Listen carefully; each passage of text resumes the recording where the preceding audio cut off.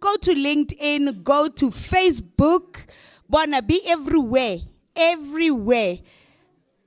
I keep on to selfie. Wait, ladies, take a selfie with your neighbor and then you post. It's a Women's Month. You will never find this opportunity again, ladies.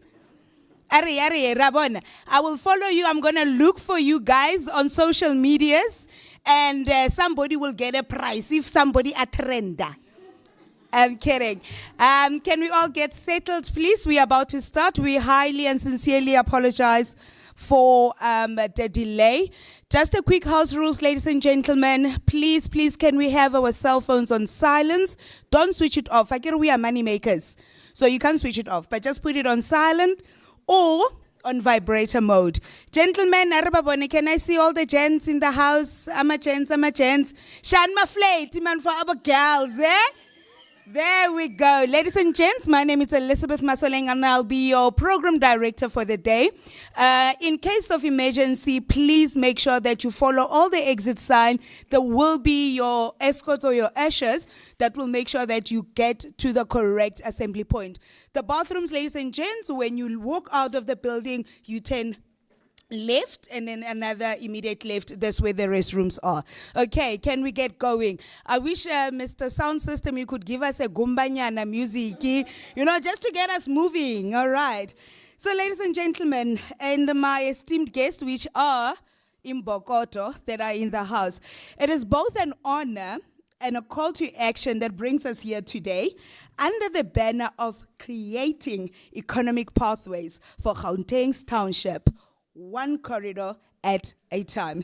Ladies and gents, as we gather to commemorate Women's Month, we are only left with 4 days. Are you guys aware? So we need to make the best out of this few days left.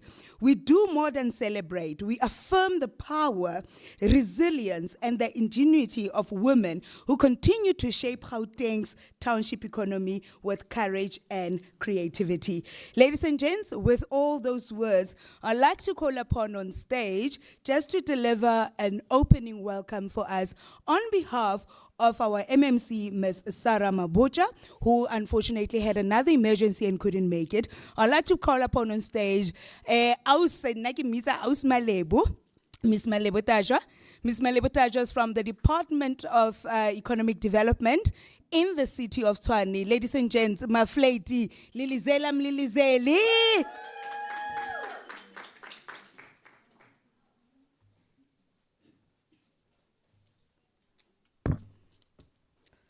Good morning. Program Director, please allow me to correct one thing. My surname is pronounced Tajwa. So it's Malebo Tajwa. And good morning again, everyone. Our MMC, Councillor Sarah Mabuja, was supposed to do the opening address, but unfortunately, like Elizabeth has said, could not be here this morning. So I will just read her opening address, if you can allow me. And to the program director, to women entrepreneurs, captains of industries, officials from all spheres of government in attendance, honorable guests. Good morning, visionaries, builders, innovators, and change makers. Ladies and gentlemen, on behalf of our councillor, it is an honor and privilege to be part of this momentous event. Today, we are doing more than just commemorating Women's Month. We are activating it. We are gathering in the spirit of Watinta Bafazi, Watinti Mbogoto, not only to honor the legacy of women who shaped our history, but to empower those who are shaping our future as well. Whether you are making significant or small changes every day, through selling from a stall, coding from a bedroom, fixing engines in a backyard garage, or dreaming up your first pitch deck, your first hustle effort matters. We are here to fuel it. You are not just participants in the economy, you are the economy.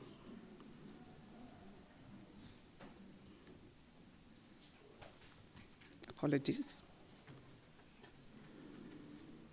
This event is not just a ceremonial gathering. It is a strategic intervention that is aligned to the City of Tshwane's economic revitalization strategy that seeks to tackle the triple challenges of poverty, unemployment, inequality through structured interventions like this one. As a result, the automotive and digital sectors are amongst the 10 pillars that are aimed at revitalizing our economy, as outlined in the Tshwane Economic Revitalization Strategy.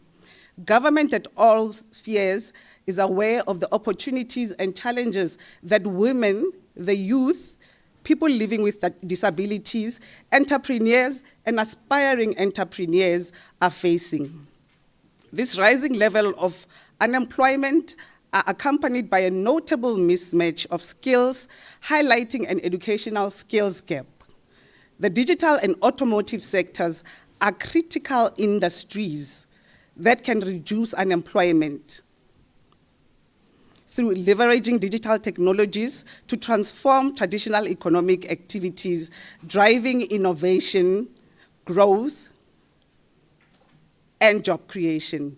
The city is home to 4 universities, namely the Tshwane University of Technology, UNISA, University of Pretoria, Sefako Makgato University, which produces over 10,000 ICT, computer information science and engineers every year. We are a cyber knowledge economy hub for IT-enabled intelligence.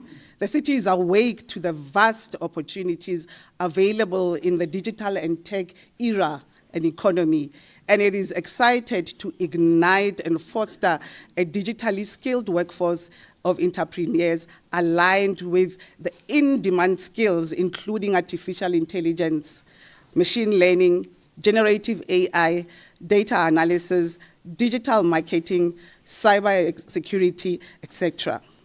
To boost our competitive advantage, Tshwane has a presence of various institutes, such as the Council for Scientific and Industrial Research, South African Bureau of Standards, Technology Innovation Hub, and Technology Innovation Agency, just to name a few.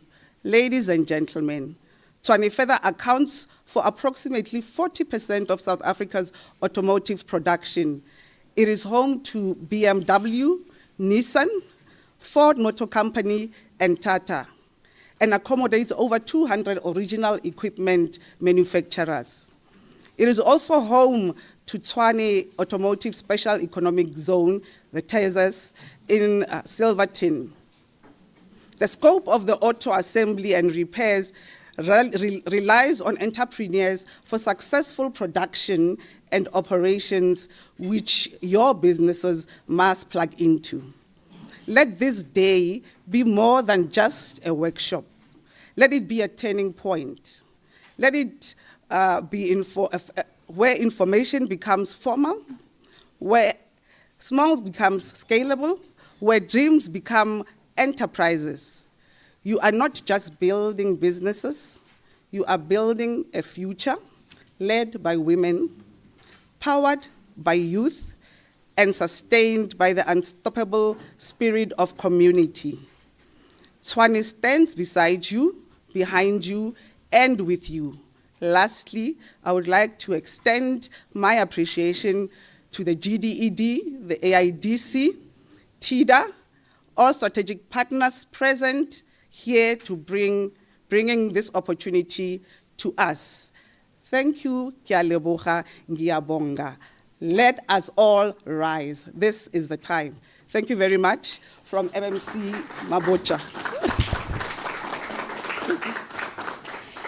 Thank you so much. That was a very powerful message from our own MMC, and I think it also sets a very interesting tone, a message by a woman for a Women's Month, holding a very, very critical position within the City of Tshwane. Ladies and gents, as we move along, we're all asking ourselves, why are we here? Re batla eng mo today? Re kopanetse eng? In that case, we're going to call upon Ms. Tshepiso Kadiaka, who will explain to us the purpose of the day. Mr. Piso is the director for tertiary services in the Gauteng the Department of Economic Development. Mr. Piso, on stage, please. Round of applause for her, please. Good morning. Is the mic even working? But I'm sure you can hear me. Good morning. I was told that I need to tell you why are you guys here, but I'm sure you woke up very early and you were told where and why you need to be here. So I'm not that person. Is it working? I'm not that tall, am I? But yeah, I'm that person who's supposed to tell you why you are here. But before we start, we just want to really pay homage to the women that brought us here today. 69 years ago, there were quite very bold women, and I'm hoping that, because today I'm seeing a lot of young people, yesterday I saw a lot of the older generation, so we're always excited to see two generations collide. So 69 years ago, on the 9th of August 1956, there were a group of women. It was quite a lot of women, 20,000 of them, which held more than 100,000 petitions in their hands. They marched to union buildings. And as they were marching to union buildings, they were protesting against laws that were governing them in that particular era. One of the laws that they were not really happy with was the pass laws. So you can imagine some of us, okay, I stay in Pretoria. You can imagine you were coming from the Ekurhuleni side and you needed to come to Pretoria. Imagine carrying a passport and then you have to present your credentials so that you can cross the border, even if you are finding yourself in the same province. So life was quite challenging at that time. Today's challenges are more economic opportunities, etc., and that is why we are finding ourselves today. So we want to pay homage to those women. The women don't want to come up anyway. They will come up. We want to pay homage to the Lillian Ngoyi, the Helen Joseph, the Rahima Musa, the Sophia Dubrain, who stood firmly in front of the nation in silence for 30 minutes. So to honor their 30 minutes, I'm going to ask both the ladies and the guys to rise so that we can stand not for 30 minutes, but just for a minute to honor them. So we will have just 1 minute of silence to reflect on those past days. Thank you.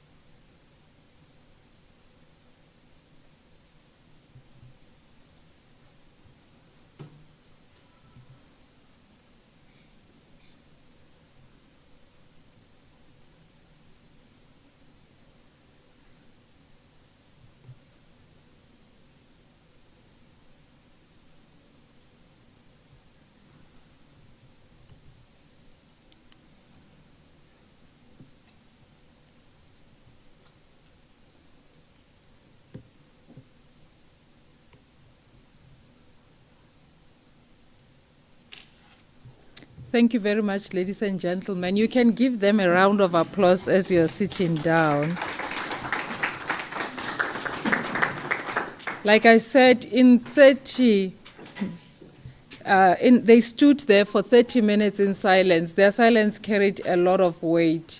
And it's also demonstrating that today, even till today, silence can be very powerful. I'm sure you felt like you were in silence for a whole hour, even though it was just really for 59 seconds. So I spared you guys a second or two.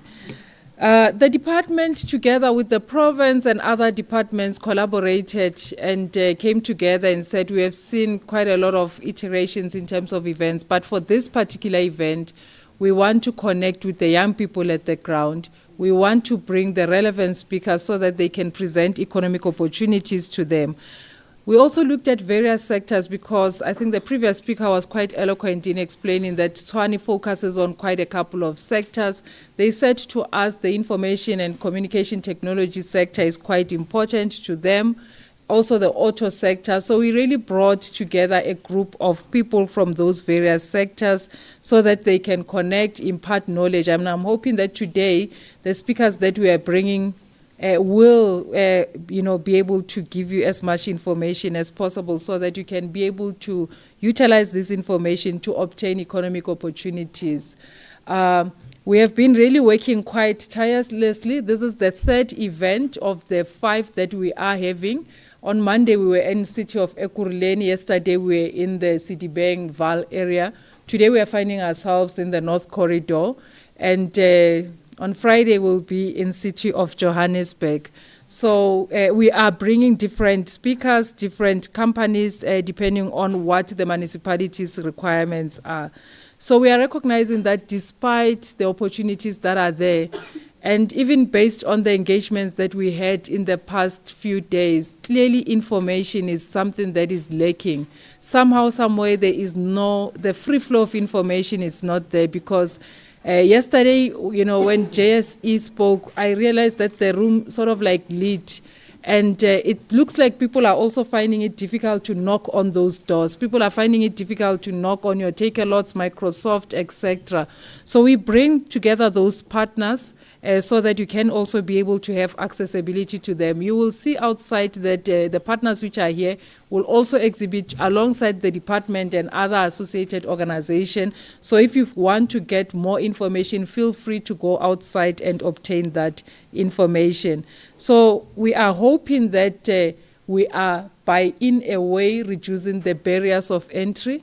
So if we are connecting you to these companies, which ideally it would be difficult for you to bang those doors, we are reducing those barriers of entry for you guys to be able to engage with them.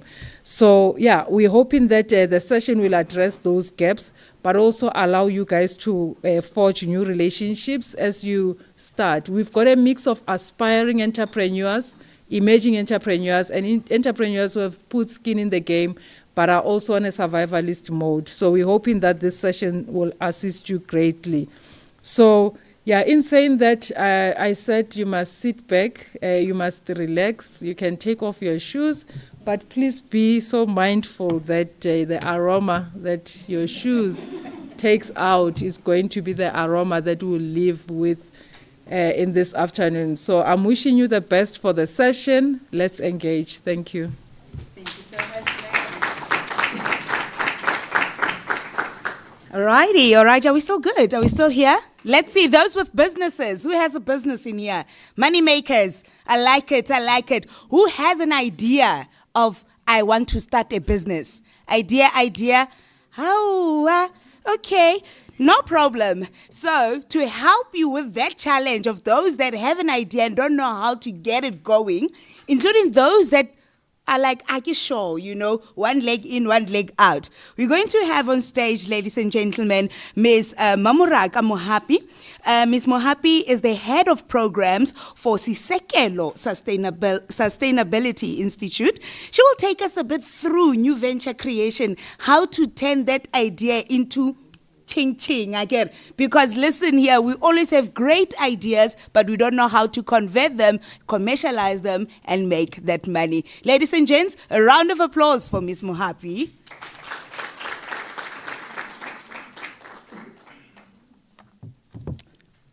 Wow, okay. Good morning, everybody. Is it a good morning? It doesn't sound like it. A good one is never and then that's it. So let's try again. Good morning, everybody. I trust that everyone is doing well. As an institution, we are honored to be here in your presence today. More as well as delighted because we're talking the center of our hearts, which is skills development. I will speak and say, and I say this with sensitiveness, it's better for that one child that is taking care of 10 heads. We need to have a deliberate and intentional way of maneuvering living with disability, or I'm not the chosen one, or it could be where someone says, well, actually, I don't have connections, which is the favorite one, right? So regardless of all of these variables, the reality is that African child, it is possible. You can do it. You just need to go and find the information. When we talk about information, we live own society, in your own community, in your backyard. Things that will be practical and possible to be used in your... Which one? Others refer to it as a no problem. Others refer to it as a go away. Thank you so much. Okay, so the slide that you see here talks about, why new venture creation. And a lot of it is already related to the information that I gave, right? It's to say that there's a lot of opportunities in South Africa. There's a lot of graduates that are awaiting employment. And unfortunately, yes, our economy creates opportunities, but there's still other issues of unemployability and unemployment that says people are graduating, but there's a gap between curriculums of the institutions that they've gone into versus what the world of work requires. In bridging this gap, there are multiple programs.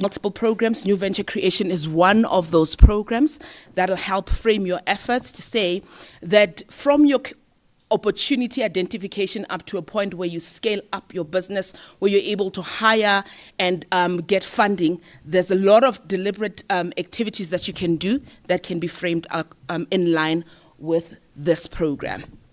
Right. I can talk a little bit maybe before moving on about the institution that I am representing, before I forget that. So we're an Institute of Business and Technology. The organization focuses on two streams. One is around business studies, anything that is related to business, whether you're talking about business analytics, data analytics, even your new venture creation type of studies. Second to that, we offer ICT-related qualifications such as your cybersecurity, as well as networking and anything related to that, like your software engineering. That's what we offer. So our biggest issue, which is an issue of the day, it's the big agenda, right, is around that Gauteng is at a crossroads. If you think about it and you hear in discussions, you'll often hear people refer to the pre-pandemic and the post-pandemic. We currently are dealing with post-pandemic recovery challenges. We are dealing with high unemployment issues, particularly affecting the youth, which goes back to that scenario that I created to say we've got graduates, but there's a gap between curriculum and market requirements, etc. In addition to that, we're dealing with global trends that are forever driving a wedge and opening a bigger and a bigger gap between whether you're looking at technology or you're looking at other sectors. That gap keeps opening wide. So that says to you then that for us to be relevant and for us to continue to participate as a country, we need to really think about opportunities of new venture or of business. So often our friends say that, starting up a business is not an option. And indeed, it isn't an option. It has now become a necessity. It has become a necessity for you to empower yourself as well as for you to participate in this world and help other people in your community, in your family, so that there is job employment, so that they don't have to face the same issues as others have faced of unemployability, etc.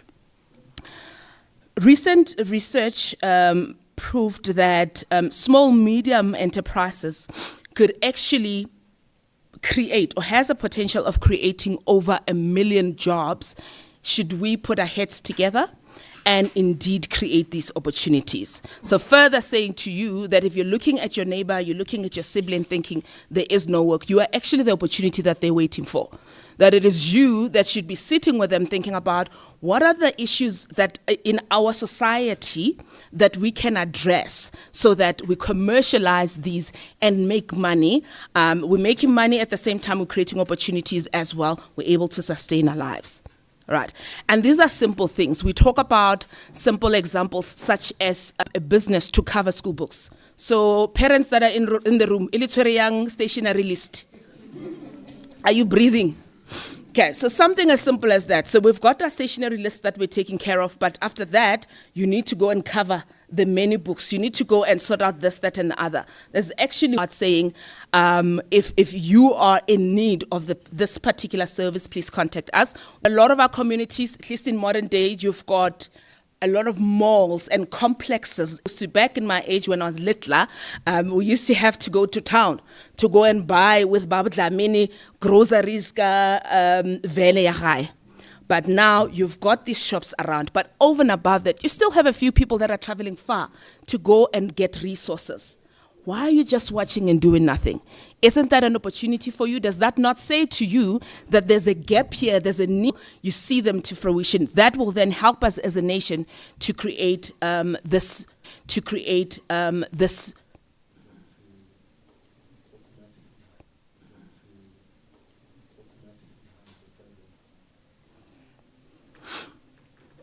Okay, so whilst we, okay, cool, there you go.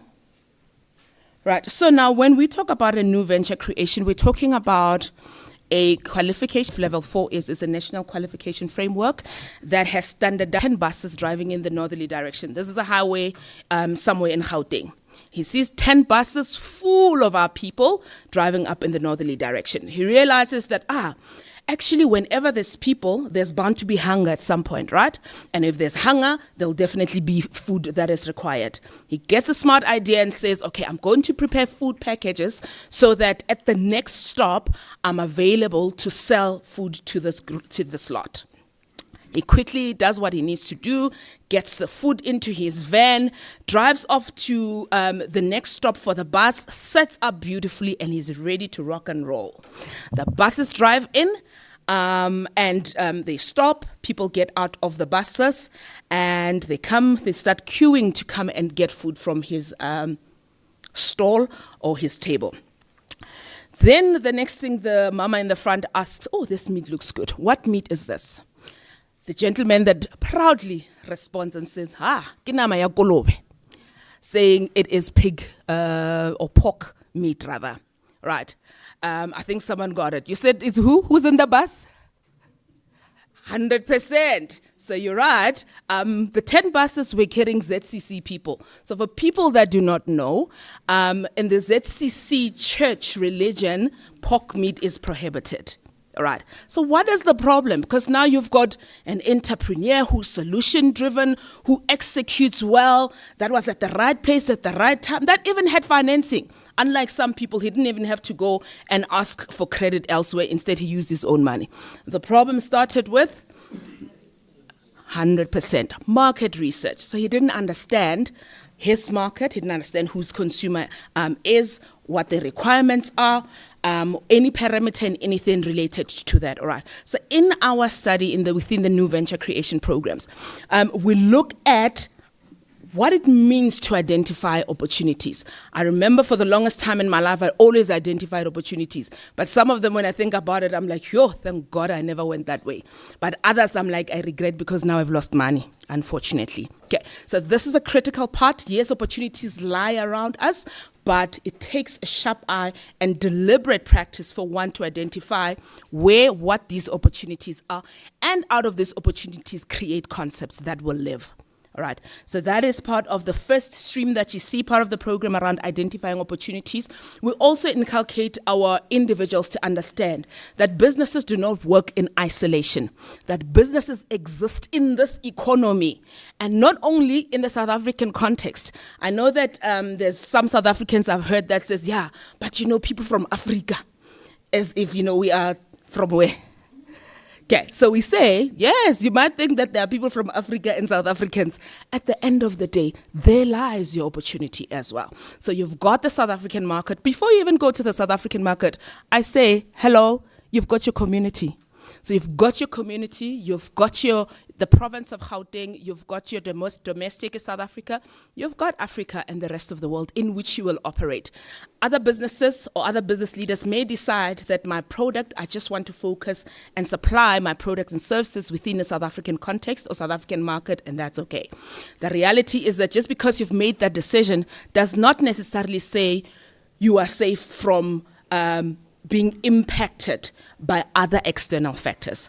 So we educate our entrepreneurs to understand that when we say you work in a global community, what that means is any adjustments and advancements that take place in your internal environment as well as in your external environment may have a change and an impact positively or negatively on your organization. It is important that as an entrepreneur, you're able to preempt and minimize the negative impact of those adjustments as possibly as you can, or allow your business to be ready to take in those adjustments.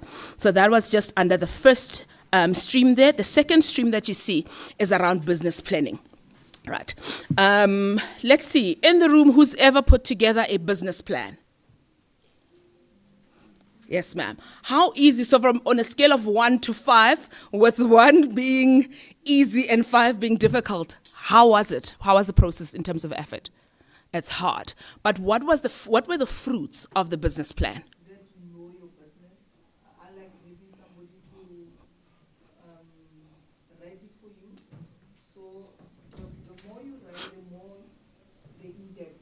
Absolutely. And you also, I mean, business is like a plan. I take it also as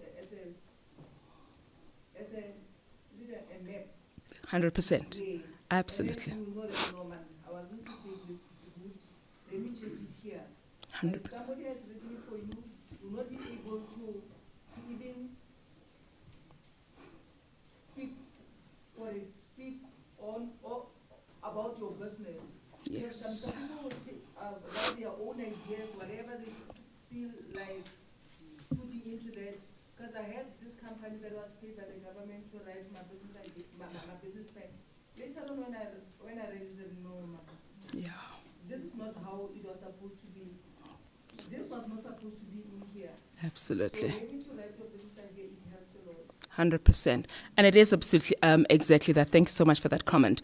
So your business planning is your map, is a document that encapsulates everything about your business. So much as you might have a great idea that I want to start a bakery, I want to start a hair salon, I want to own a filling station, for instance.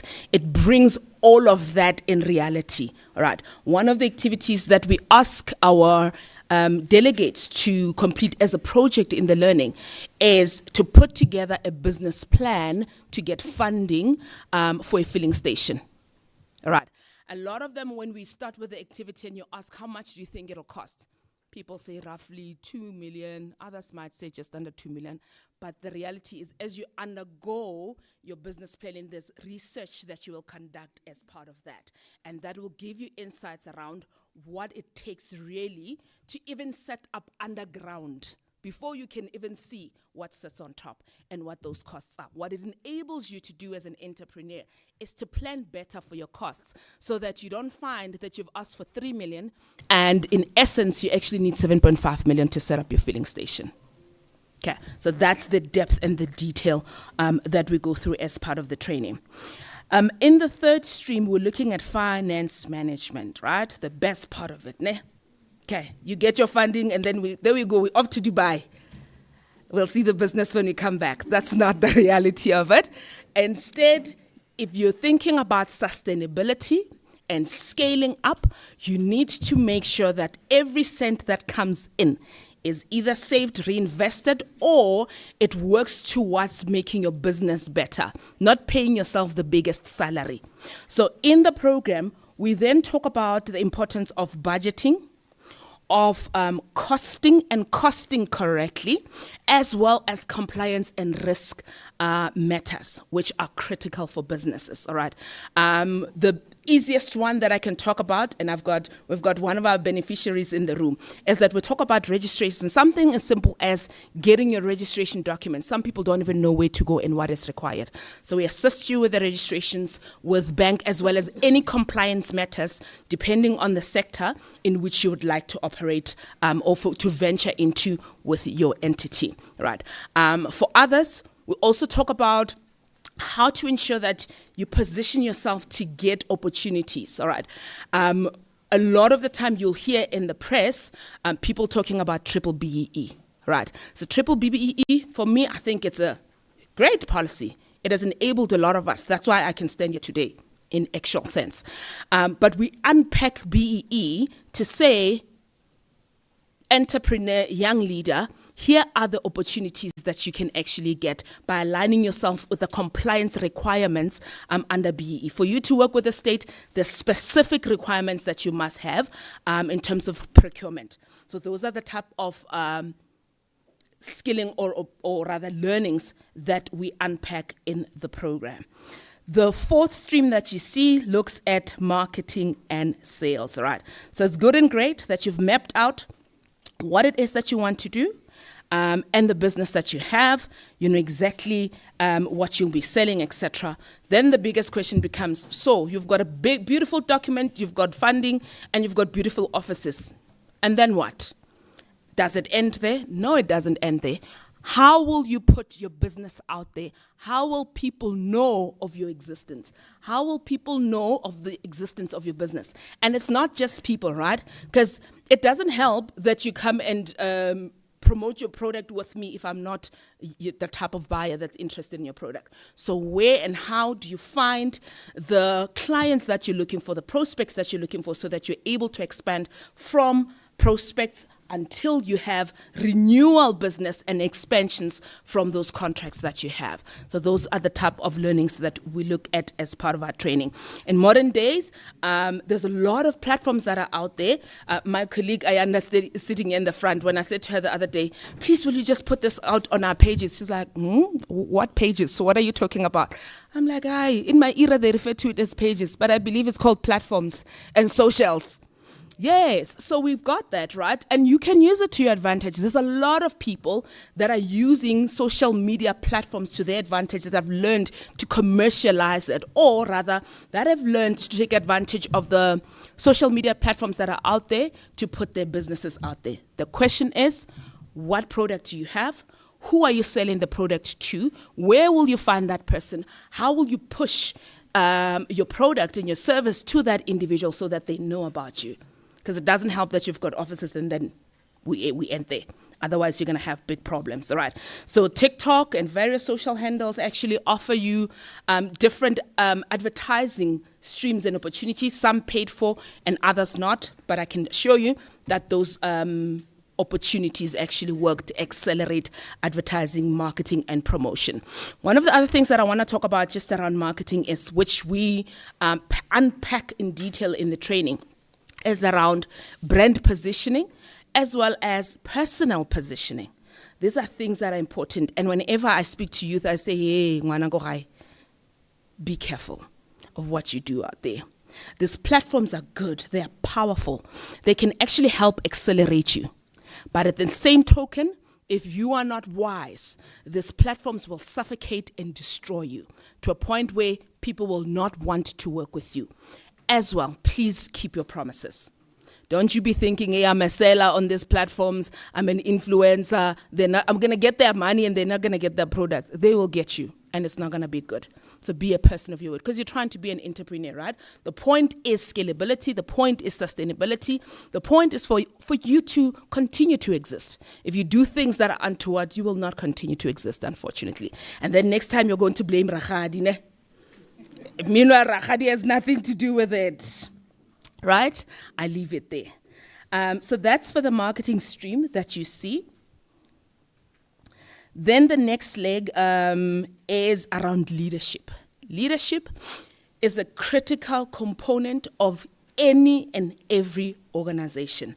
I didn't say management intentionally. I didn't say supervision intentionally. We're talking about leadership. We're talking about ensuring that you create an environment. So as a leader, you lead the teams that you are in charge of, and also create an environment that enables and allows performance. All right, because at the end of the day, your business exists for results. So that means that it takes you as a leader to ensure that every effort and every task that takes place in your business is toward those results. All right, in here, we're referring to leaders making decisions, ensuring that leaders make the right decisions at the time that they're required to make the decisions. If there's one thing, and I can come back to you and say, how easy is it to make decisions as a leader? Is it the easiest of things? Absolutely not. Because decisions are not just made because of whether or how I feel. They're rather informed by data and information that you gather as you go through your entrepreneurial journey. And that's what will help you to make those decisions. But it takes an enabled leader to know and understand what it is that needs to take place in the background so that I enable an environment that allows my people and my team to perform.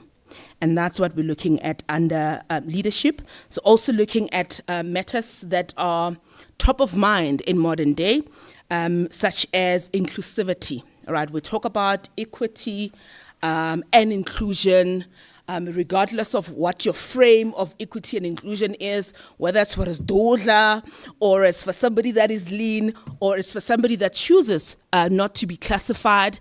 Right now, we get invited to our schools, children's schools, to talk about what are we going to do with the restroom. And you're like, what? They're like, what are we going to do with the restroom? Because your restroom says men, female.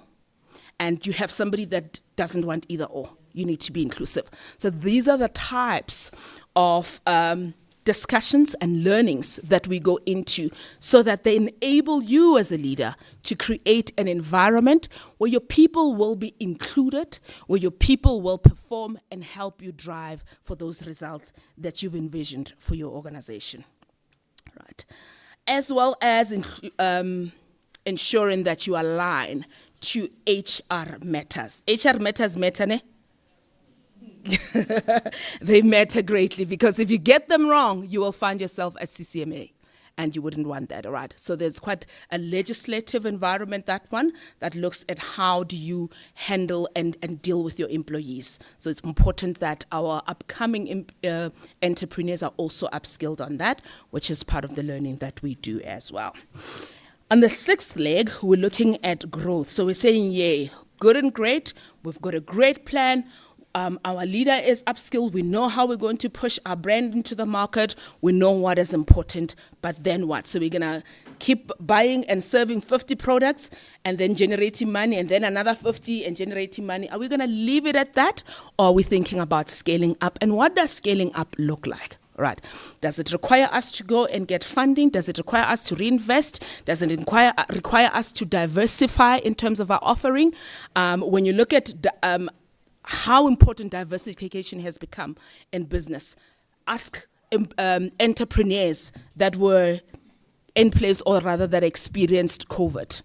It forced and pushed a lot of people to think about, is this the only thing that you're going to sell that wants people to come to your shop? People are not coming. We've shut down, people are not coming, and then what? So this is the type of discussions, excuse me, type of discussions that we unpack as part of our new venture creation program. Okay, I know that it feels like I've been speaking for hours and hours. I want to halt and stop here so that you can get to hear and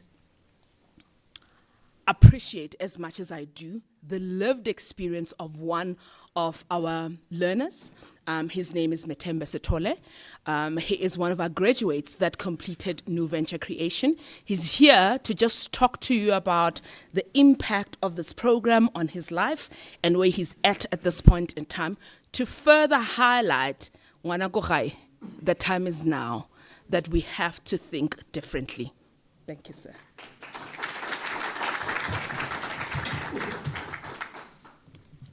Morning, ladies and gentlemen. Yes, I was a learner. Now I'm standing in front of you as a businessman.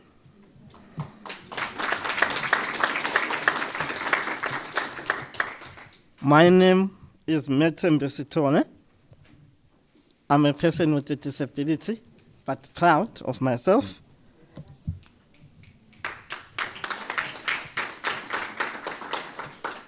Sitting on the Women Month. When I grew up, I didn't have a father. I was taken care of by my mother alone. So, big up to my mother, big up to the women.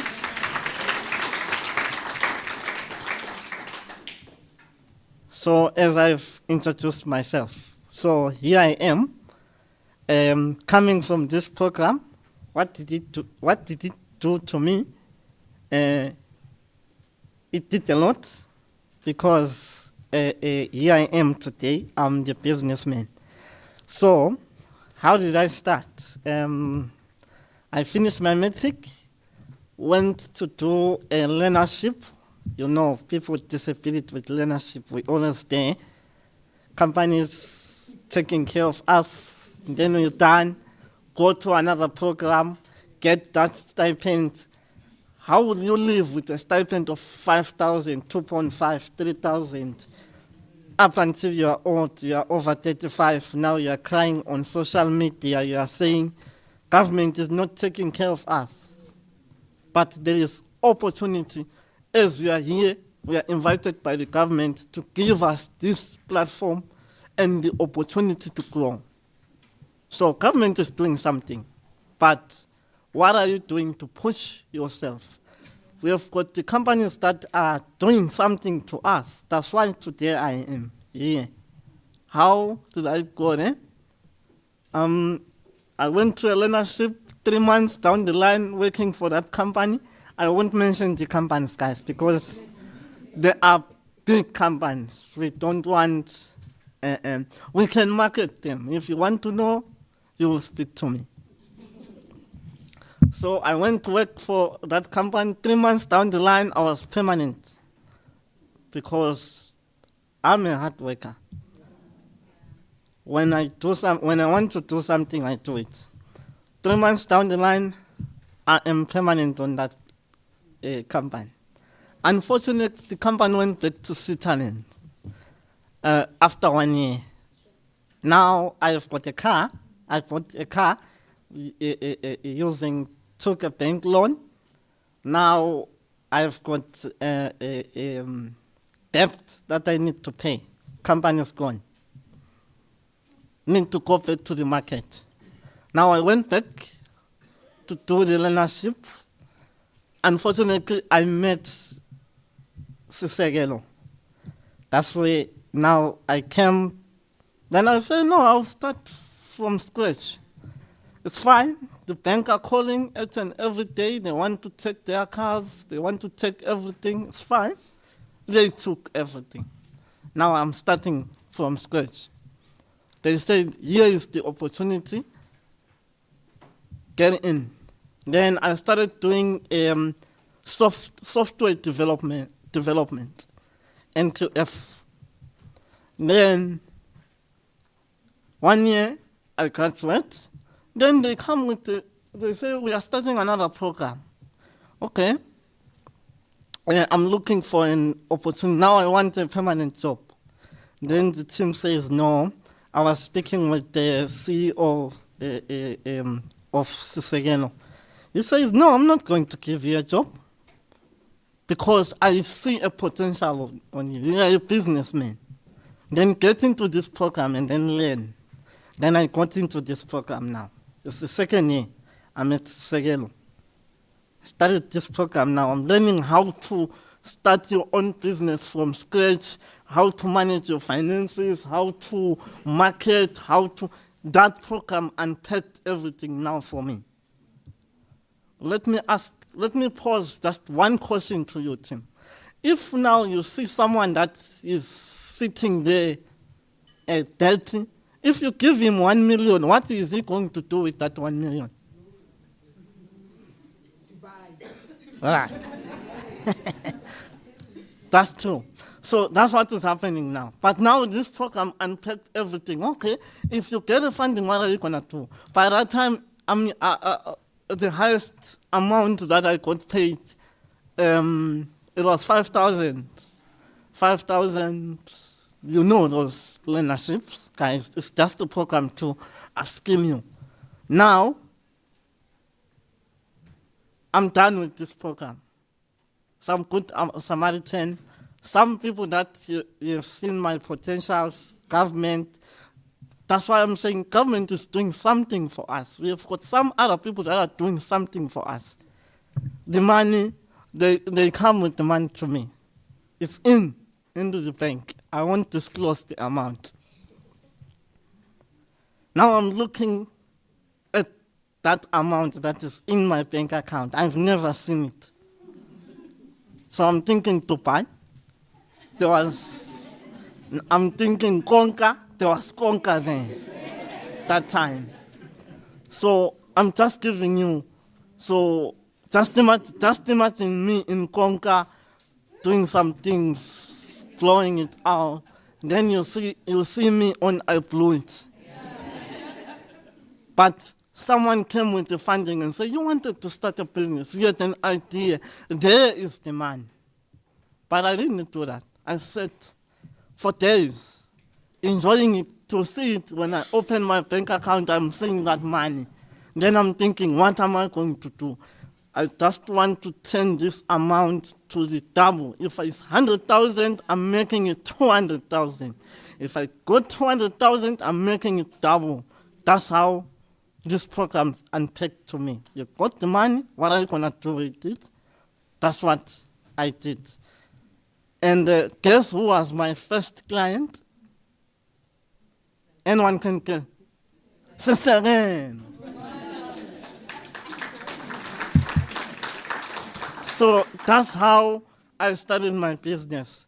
Ciceren was my first client, and then everything went on and on. Now, when I'm speaking, I've got clients that are next to me that wants to do with business.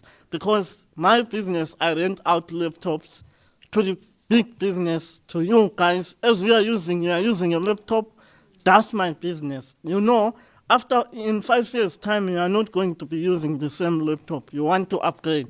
So here I am.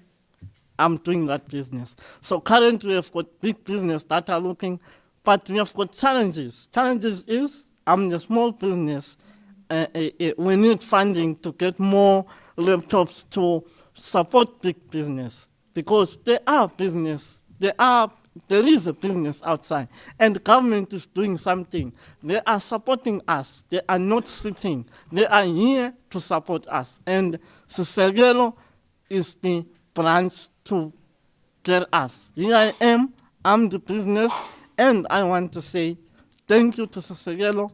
Thank you to everybody who wants to be a businessman. Doesn't matter if you've got disability, you are coming from a disadvantaged family, but you can do it.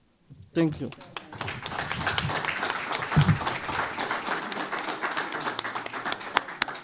I think Matembe deserves another round of applause, right? Absolutely. So thank you so much, Matembe. And this is us saying nothing is impossible. There are no limits. You just need to be ready, and then come see us. We will help you undergo the journey. I just also want to say to business leaders that are in the room, please, if you're signing off on skills development programs, please sign off on skills development programs that are powerful, meaningful, and valuable, that will build South Africa and make us ready for the skills of the future. Thank you so much. Thank you.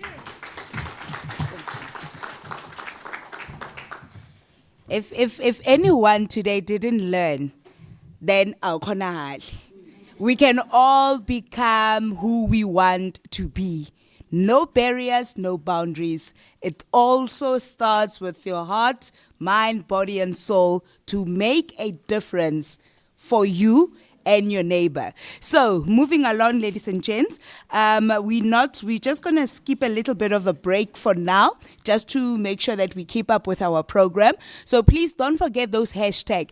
Hashtag She Means Business, hashtag Gauteng at Work, hashtag Women's Month. Ladies and gents, I know a lot of us who has done tenders or tried Zama, and you failed dismally so, right?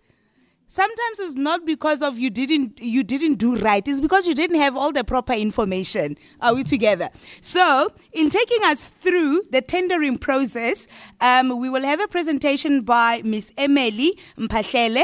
Miss Mphahlele is the Assistant Director in the Gauteng Provincial Treasury. So, we all have a pen and paper and notebook, right? That notebook is meant for you to take notes. I'll be marking you when you leave the room. I must see that notebook full. Those that do not have, unfortunately, those that are seated on the side, just check if there are any other open spaces amongst the table so you can have access to take proper notes. Ladies and gents, Miss Emily on stage, give her a round of applause, please.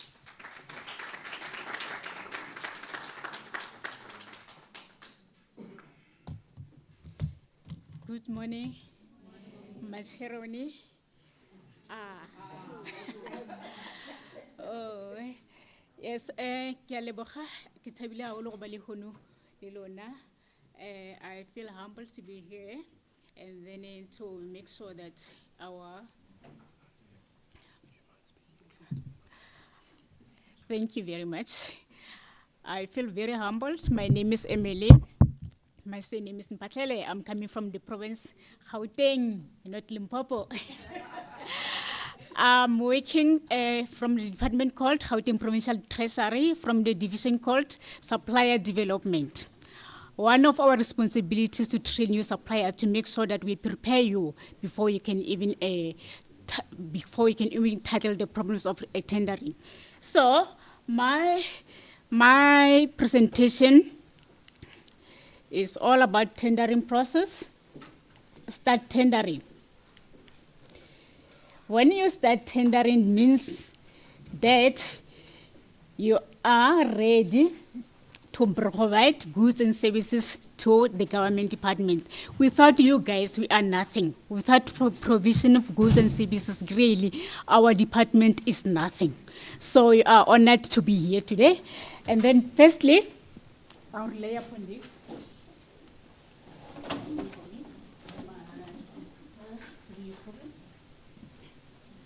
The purpose of being here is number one, to make sure that you are successful in participating in a tendering process. Successful, number one. Number two, to access market.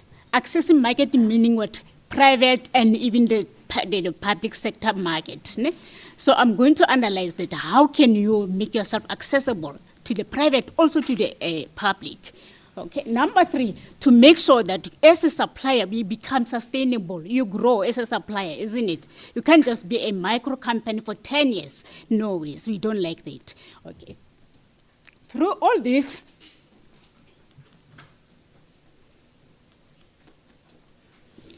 this is the elements that I will be covering: government procurement framework, preferential procurement regulation 22, classification of bid responses, and key stakeholders.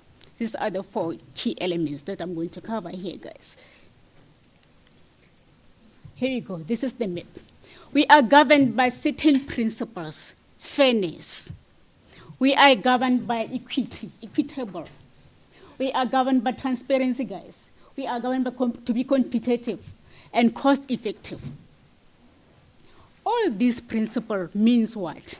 Means me and you, we need to participate in a fair play. We need to be equitable. Whenever I need you, I must find you. Ne? You must access our services now and then.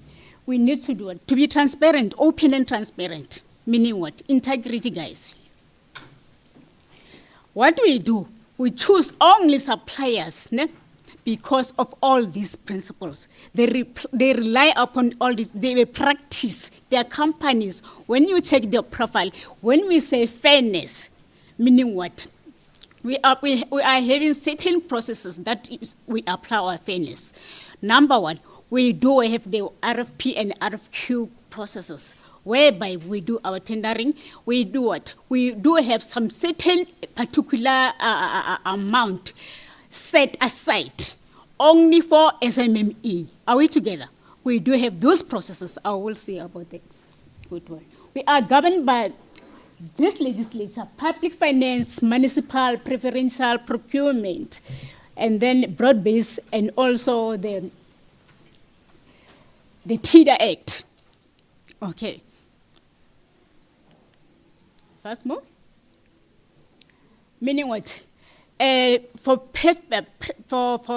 public finance, we make sure that the amount that we share with you goes through to the relevant suppliers, not for corruption, guys, not for fraud.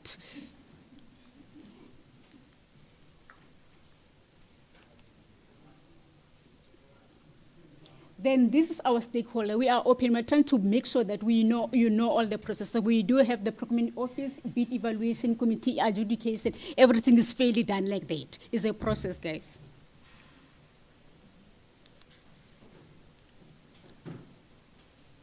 Here I'll be a little bit slowly mastering the tendering process.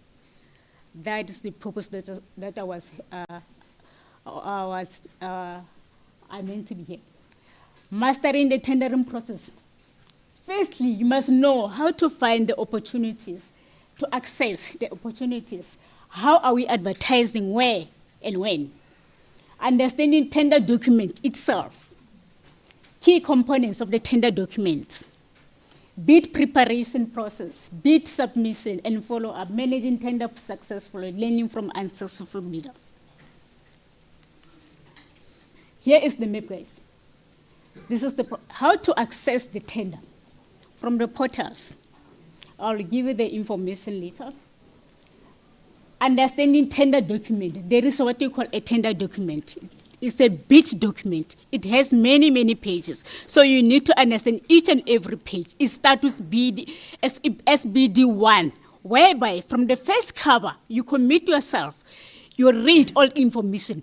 Where does the service need it? Where? Ne?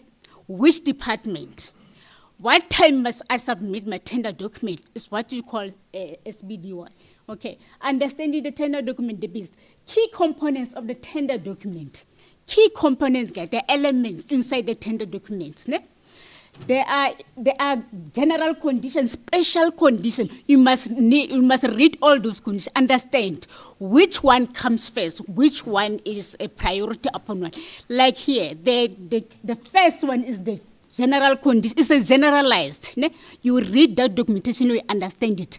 If on that tender, there is what you call a special condition of the contract. A special condition of the contract takes priority to the general one. Are we together? For example, on that particular tender, they have mentioned that there is a special condition. Special condition meaning what? Maybe that tender document is specifically requiring the only people with disability. It's a special condition, ne? It's a special, they need only company owned by people with disability. Ne? And if we now tender to that tender, we are not disabled. So they disqualify, you are disqualified. Are we together? So you must know there is a general condition, there is a special condition, which one takes priority. Ne? Yeah, good one. Okay, let's move. Bid preparation process. How do you prepare you must prepare yourself before you submit. Understand your market. Am I capable? Do I have capacity to offer? Ne? Okay, good one. This is what it's talking about. Bid submission. Where do I submit my tender document? It's very much important. All these elements are very much important. You need to read and understand. Are we together? Let's move fast.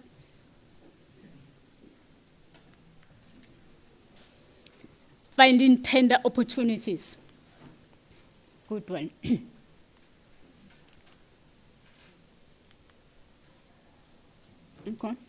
Okay. Before we can even go to the finding of the tender opportunities, we have the system called Central Supplier Database, which was introduced in 2016. All the suppliers are required, anywhere in the province, are required to apply on this system, to register on this system. This system requires to have an active email address, to have, this is the requirements, the bank information, you must have tax numbers, and so forth and so forth. Okay. And then how to register? You must get into the website. This is our website, csd@treasury.gov. Can you see that? csd@treasury.co.za or csd@treasury.co.za. There's a mistake here. .co. Okay, let's move. Faster, 20 minutes less. Okay. This is the requirements. As I have mentioned, CIPC, BE information, bank, tax, and everything. Okay, let's move. Okay, where can I find tenders? Tenders are advertised at e-tenders or Treasury as a department, at the tender bulletin, what you told the tender from any other departmental website. Here we go. This is another option, a list of them. Then you can access all the tenders. As I have mentioned, that we can access The private also as the public market. So this is the private sector, and up there is the government sector. E-tenders, you can find e-tenders from our department. We can find e-tender from SAD tenders, and so forth, as I have listed. Okay. Briefing session. Some of the tenders require briefing session. Not all the tenders require briefing session. If maybe on that particular tender they have said there will be a briefing session, it's a must. You must attend that briefing session, otherwise you'll be disqualified. Are we together? Yeah, is the point. Understanding tender documents. Tender documents are listed differently. Number one, the first cover, SBD1, is whereby they have mentioned the condition of a tender. Where does the service required? Where and when? Ne? So that page is very much important. You need to understand and then follow all the instructions which are there. If maybe they have listed there is a briefing session, you need to understand. If there's no briefing session, you don't have to attend. SBDY, it talks about the tax requirements, guys. SBD3, 1 to pricing list. SBD4, declaration. SBD5, national industrial participation. Provincial points at SBD6. You need to know all this and then submit all documentation. You must check, before you submit, you must check if all these pages are there. Are very much important. All these pages are there. Ne? Good one. Mandatory supporting documentation. Here are listed company registration documentation, tax clearance certificates, CIDB, BEE, if they are required, so forth and so forth. ID, copies of directors, 3 years audited financial statement. These are mandatory requirements. Are we together, guys? These are mandatory. Okay. Other components of the tender documents. Number one, general condition. I have already alluded on that. General condition is a standardized documentation. It puts all the terms and the condition of a tender. Okay. Special condition, I have already alluded on that. Special conditions where maybe they need companies directed to PWD or maybe female-owned companies. Here we go. Terms of reference. Terms of reference. This one is very much important. You must, the terms we need, specifically the specification, the terms. We need a port with 3 legs. Ne? So don't supply a port with 2 legs or support of another type. Oh, good one. Pricing schedule is very much important, guys. How do you price? Ne? How do you price? How do you do the price breakdown? It's very much important. Okay. Functionality and requirements. All the tenders, they are having what you call a functionality. We know if maybe we can hire you now, how are you going to apply your job on us? Ne? So functionality is practicality. That portion is there. All the elements I mentioned here are very much important. We need to understand them. Okay. Bid preparation process. This one.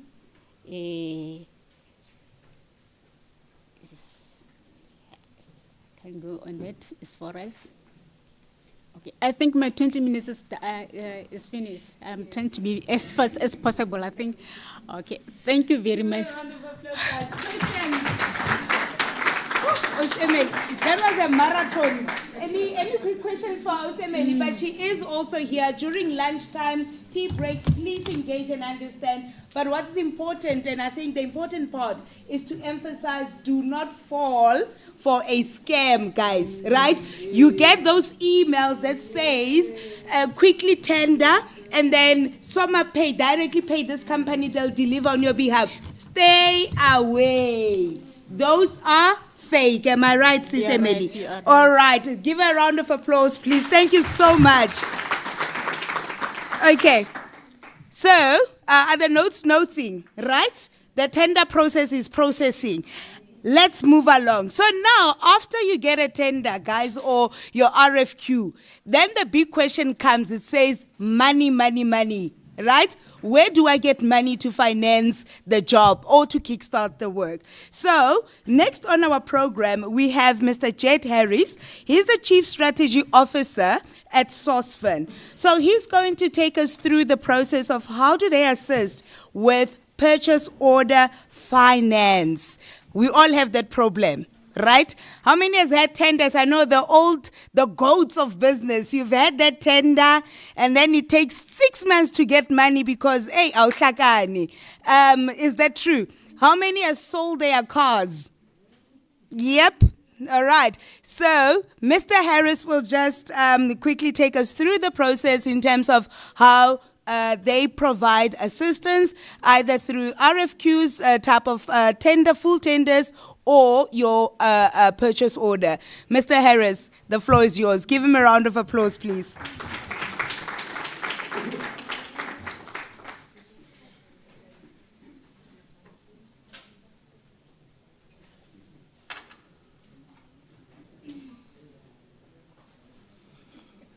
Morning, everyone. How are you doing? So far, I've been amazed by the presentations. Congratulations to the previous speakers. I think the timing was very strategic. So we know now how to tender. Now we know how to fund those tenders. So my job, I'm representing SourceFin. My name's Jed Harris. I'm the Chief Strategy Officer at SourceFin. Just as out of interest, how many of you have heard about SourceFin? Okay, there's a SourceFin employee at the back. That's hands up. Okay, so then this is an amazing room to speak to. We obviously need to do a little bit more when it comes to marketing, but my job is here to not only tell you about SourceFin, but also to tell you about the amazing opportunity when it comes to funding tenders. I'm going to ask another question before I dive into the presentation. I'm just going to check the clicker's working. Yes. Okay, perfect. Not sure. There we go. So another question, if you're looking for money, so you've won a tender and you're looking to fund that tender, where are you going to go? Right now. Not a trick question. Where would you go? I like SourceFin as an answer. Any other answers? I heard banks. What are you going to ask? Say again, sorry? Your mom, okay. So mothers, great. Okay, hopefully mom says yes. Banks, if you go to the bank, what are you going to ask for? A loan, right? Okay, perfect. If you go to government, what are you going to ask for? For funding or a grant or something along those lines. How many of you are going to go to a bank and say, I need purchase order funding? Okay, so the first lesson here is there's fit for purpose funding. Right? So in the past, we've had loans and grants, and that's basically we go to a bank, we say, can I have money? I've got this purchase order. The bank's going to say, sorry, we don't fund purchase orders. Okay? Or you're going to go to a government and you're going to ask for a grant, and the grant's going to be very specific. It might not be something that fits the needs for your purchase order. So my job today, and I'm going to make this session very, very practical.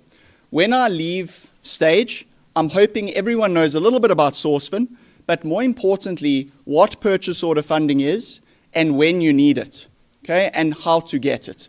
Those are the goals. At the end, you can rate me on how well I did in achieving those 3 goals, okay? But before we start just looking through the presentation, this is what we'll discuss. So firstly, I'm going to remind everyone, I think it's always nice to start by reminding everyone how important SMMEs are. This room is full of SMMEs, and you hear it a lot, backbone of the country. You know, you employ majority of the individuals, you contribute 40% to GDP, unbelievable, right? Without SMMEs, where would South Africa be? Where would the world be? So it's always important to remind everyone, and especially women-led SMMEs. I was doing some research this morning. It's unbelievable. I think the stat was the money that's earned by a female-led SMME, 90% of that money earned goes back into the communities, which is unbelievable, right? So you're not only creating employment for your business and your employees, but you're creating employment for the community within the community within which your SMME works or operates. Then we're going to move on to the funding solutions that SourceFin offers. I'll give some guidance and tips on becoming fundable. Remember, I think we're getting about 4,000 requests for funding per month. Right? There's no way we'd be able to assist all 4,000, but there are tips and tricks I can give you to make it more likely that you'll get approved by SourceFin. And then your next step. So one of the next steps, and I hope everyone listens to this one, we've got Erin at the back. Hand up, Erin.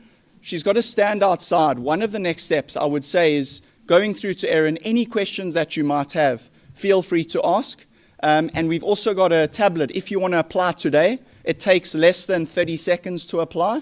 And before you know it, someone at SourceFin will call you and try and make it happen within 48 hours. So yeah, we're quick because you need quick access to funding.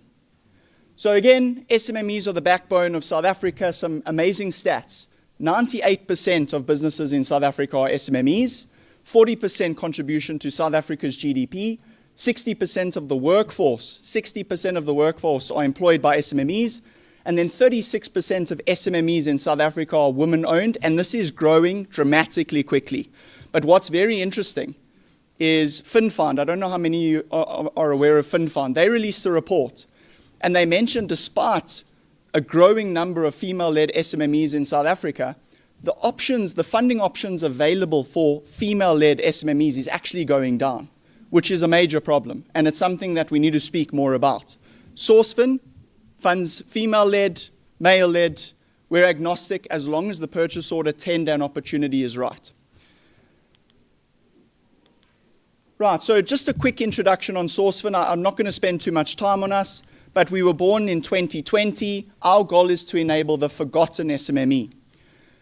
We've since deployed 2 billion rand. We've supported more than 1,000 SMMEs. We have 2,000 trusted international and local suppliers. And I'm going to get into that in a little bit more detail. I'm sure you're wondering, what does that have to do with me? I think you're going to be very excited. SourceFin, the secret is in the source. And then deal completion rate, something that we're very proud of, even when we don't get paid back for a deal. So an example is, I think 2021 we were funding a deal to build a road. The road took longer, there were delays, there were payment delays. I think at the time we had lost about 2.5 million, 3 million on the deal. We would not walk away from the project until the road was built. Right? Didn't matter if we were spending more money on that project. At SourceFin, if we get a project, whether it's a government project or a private project, it will be completed. That's a guarantee from SourceFin. And I think that's why government entities like Gauteng Department of Economic Development love SourceFin, GEP loves SourceFin, City of Joburg loves SourceFin, because for them, they're really wanting service delivery to happen. And when their SMME partners up with SourceFin, there's a greater chance of that service delivery taking place. So 2 of the products that we have, we've got purchase order funding and invoice discounting. I'm going to keep it very simple. I'm not going to go through all the things on the slide. Purchase order funding, you win a tender, you win a purchase order, you need funding, you come to SourceFin, we vet the opportunity, we make sure it's a good one, we give you funding. When you get paid, we get paid back. Invoice discounting. Who wants to have a try at explaining what invoice discounting is? Don't feel nervous. I also don't really understand what it means. Okay, invoice discounting, honestly, the strangest name for a product. Okay, it's like, if I have an invoice, are you discounting it? It's a bit strange. I want you to think of invoice discounting as invoice funding. So invoice funding, we have Jed fulfills a tender. Jed gives the laptops to the government department. Government department says, thank you very much, Jed. Thank you for your invoice. We're only going to pay you in 30 days. I'm like, but I've got to pay for the laptops. I've got to pay for the workers. How am I going to survive this month? But I've got an invoice. I go to SourceFin and I say, listen, SourceFin, here's an invoice. In 30 days' time, I'm going to get paid. Do you mind giving me the money today? And when I get paid, I'll pay you back. That's invoice discounting. Very, very powerful. But again, when you're going to a bank, you're not saying, can I have invoice discounting? You're saying, can I have funding? And unfortunately, the banks don't have a conversation. They don't learn about why you need funding. So it's up to you to know why you need the funding. Right, so I love stories. Who loves stories in the room? Okay, good. Then I'm glad I brought this presentation with me. So I'm going to tell you a story, and it's a fictional one. So it's made up, but it's also not made up. It's a very true problem, a real problem, and I feel like a lot of us in the room are going to have experienced the same problem. So this is Mpho, okay? Maybe her name is something else, but let's assume her name is Mpho, right? Mpho might be us in the room, okay? Mpho is a respected entrepreneur. She's done the hard graft, she's built a business, she's respected in her community and by government entities. She's delivered masks to the Department of Health, she's delivered trucks to the Department of Transport, and she's delivered hard hats to the Department of Public Works. Now, what happens with Mpho is, and I don't know how many of you have the same situation, you see 10 tenders that you think you could bid for. You bid for all 10. You think you're going to win one of them. All of a sudden you win 3. Now you don't have the money to deliver on those 3 tenders, right? So that's what's happened to Mpho. She's run into a cash flow trouble. She doesn't know what to do.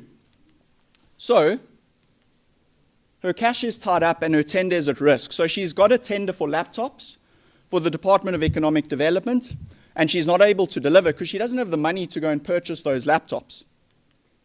So she needs funding, she needs it fast. What happens if she doesn't find that funding? She's going to miss the deadline. Maybe she won't win another tender with the Gauteng Department of Economic Development because she wasn't able to deliver. So it's putting her business at risk. So she goes to the banks, and the banks say no. Mpho's only been around for 6 months. She might have had a judgment because she wasn't able to pay back a supplier recently. She might have missed the tax deadline. So the bank looks at all of these things and says, sorry, we can't support you. She goes to business funders as a second option, and the business funders, like the banks, are doing the same thing. They're saying, you've got a judgment, we can't support you. She then goes to friends and family, and unfortunately, mom says, hell no. I love you, Mpho, but I can't give you the money that you need. And then she goes to the Mashonisas, and they want her car, her house, and maybe her husband even. Just as extra collateral. He's a good-looking man. We can't blame him. So she's feeling forgotten. She's dejected. She's given up hope. But luckily, she speaks to her project manager. Sorry, we're going ahead. So she speaks to her project manager at the Gauteng Department of Economic Development, and he has an idea. Sorry, I don't know what's happening. Okay, so a proven leading South African PO funder, Sourcefin. Okay, that's us. 30 seconds is all it takes. So literally goes to the website, name, number, email, how much do you need, what do you need it for, click, apply. 5 minutes later, Erin phones. Just want to have a conversation with you, Mpho. And in 48 hours, approved. Okay? Terms and conditions apply. Just saying. So that's our goal. That is our goal. But remember, there are certain things out of our control. If it takes a bit of time to get documents we need, if it takes a bit of time to contact the end buyer, if it takes a bit of time to source your goods, it might take a little bit longer. But on the other hand, if you're an existing client, you might get funded the same day because there's nothing we need to do. You come back, you say, Sourcefin, not even Sourcefin, you say, Erin, you're my deal manager. Please, I need 500,000 Rand. Here's the invoice. Okay, that afternoon, 500,000 in your account. Okay, so we build a relationship.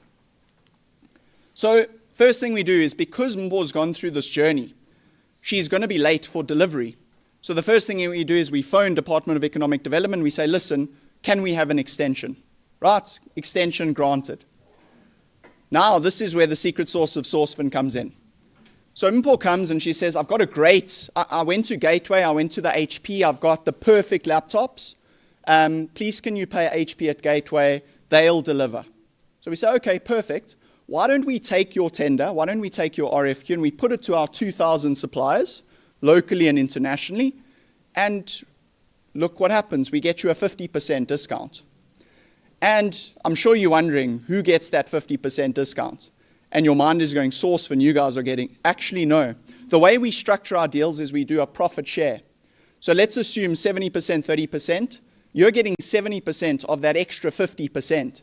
So what might happen is if we get you a good deal, you might pay negative interest on a deal because what you earn afterwards, factoring in the profit, all of a sudden unlocks more value for you. And that's a very big secret sauce for Sourcefin. We've done lots of deals. We've got a factory in China, 70 people. We can source anything you can think of. And then obviously product specs are double checked. So we're going to help you with the product management, project management. Why do you think it's so important that we're double checking the specs?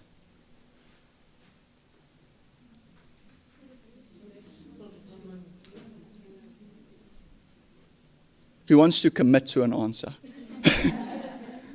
Credibility, perfect. What else? Exactly. If you deliver the wrong laptops, what happens? No payments, right? And that means Sourcefin can't be repaid.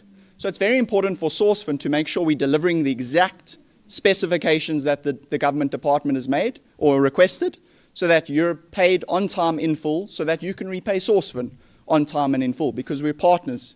We're only going to get paid when you get paid. I've got 3 minutes left, so I'm going to rush. So, long story short, Mpo has found a partner for growth. So I want to just focus a little bit on the lessons we can learn from Mpo. The first lesson is motivation. What we learned from Mpo is she started with banks. She didn't give up after banks. She then went to business funders. She didn't give up after business funders. She then went to her friends and family. She then went to Mashonisas. Don't do that one. But she still tried. And then she heard about Sourcefin. She did not give up. A lot of us give up too early. The second thing, she was aware, not initially. She was initially asking for funding. Everyone in the room now knows what purchase order funding is and invoice discounting is. You're aware of the product you need. You can go and ask for it, and you can find the people that offer it. Last thing is access. So how was she able to access the funding? She had a registered business. She had the right documentation. So when Sourcefin asked her for the documentation, she was able to give it to us, and we could fund her quickly. So those are the 3 things we can learn from Mpo, and this is how we can make our chances of getting funded improve. Motivation, don't give up. Awareness, know what you are looking for, and access, put yourself in a position to be able to ask and receive.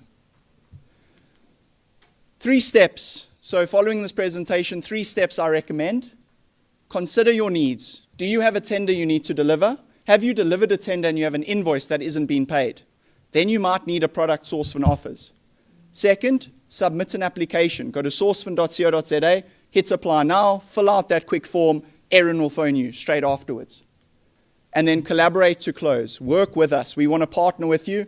If we request documents, if we need you on site, if we need your go-ahead on something, be available, because we're in it together. 3 ways to succeed with Sourcefin and grow your business. There's a bit more detail, and I'm sure the presentation can be shared with everyone.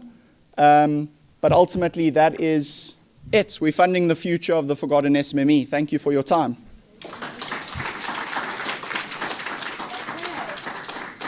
Don't run away, because the secret is in the sauce. No, this is where I get scared. It's the question part.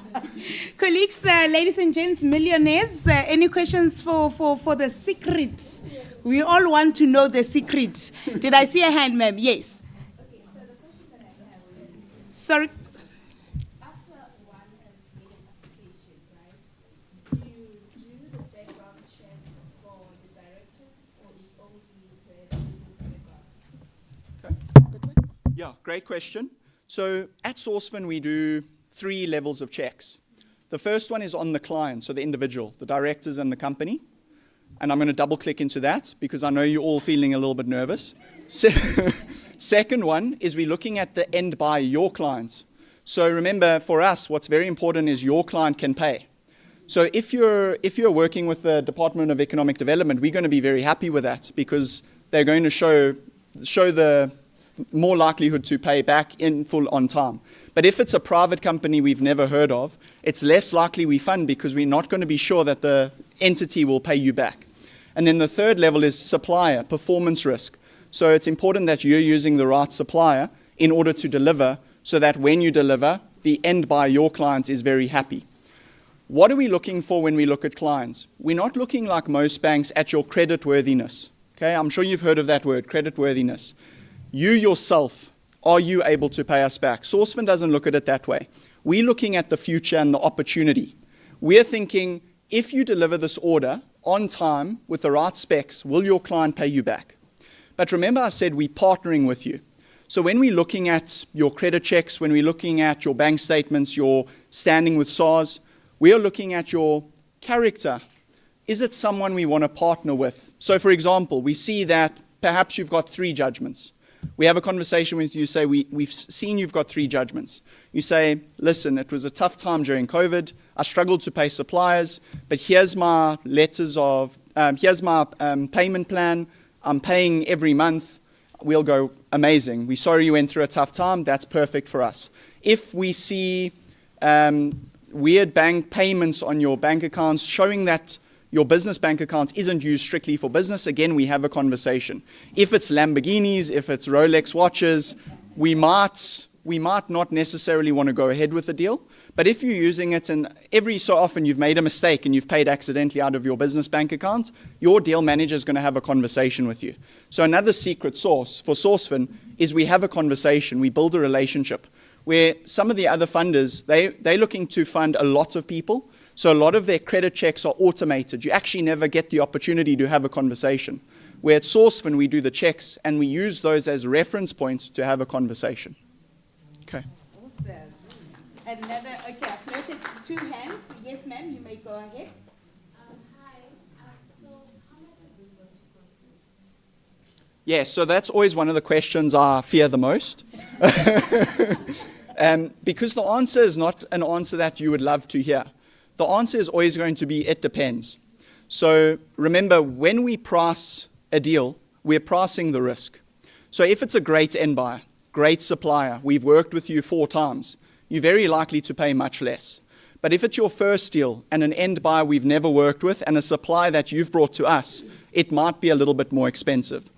In general, what we try and do is on purchase order funding, we look at a profit share percentage split of around 30% to us, 70% to you. But if there are huge margins, if it's a great deal, we'll come down. If it's riskier, we might go a little bit more. But again, it's a negotiation and it's a conversation. So our deal managers are going to go in and know exactly what they can charge. They might try and charge a little bit more. So my advice is go in and justify why it should be a little bit less. Obviously, there's going to be an amount that we can't do the deal because the risk doesn't make sense for the interest rate. So again, conversation, but in general, we charge 30, 70. And invoice discounting, there's an initial charge, initial interest charge for the first 15 days or so, and then it's a nominal, a small interest rate daily until you get paid. Because remember, 30 days is typically the amount of time for repayment. You have a follow-up? No, so you're saying basically 30% on profit. Correct. And again, don't hold me to it. So if you phone like Erin, for instance, Erin's going to say, listen, it's going to be hard for me to quote it because we need to look at your deal first. But in our mandate, we're looking at 30, 70, but again, it might be a bit more, it might be a bit less, but at SourceFin, we never go more than 50-50. We don't believe in taking more of the profit. Okay. Last one, yes, ma'am. So is the opportunity open to startups? I have no business background to start with. Do I still come to you guys? It's a very good question. So if we think of the slide, consider what you need. At SourceFin, we offer 2 products: purchase order funding, invoice discounting. So how do you know you need SourceFin? You either have a purchase order or a tender, or you have an invoice, right? So you could be a startup. Your first bit of work, 2 months, you bid for a tender, you win the tender. You come to SourceFin, we will fund you even though you've got no credit history or track record or whatever like that. We're going to build the track record with you. If you're looking for pure startup funding, we might be the wrong people. Angel investors, grants, ESD funding, those might be your right options. Awesome. Thank you so much. Thank you. A round of applause, please. Before we move, I'm quickly going to request that we take just a quick 15-minute break on the dot, guys. Run, get your tea, bring it back with, so that we can have these conversations going, okay? Are we all good? I'm timing you all, guys, eh? Are we all good? Your 15 minutes starts now. Can we all be back by 11:55? Is the mic very short for me?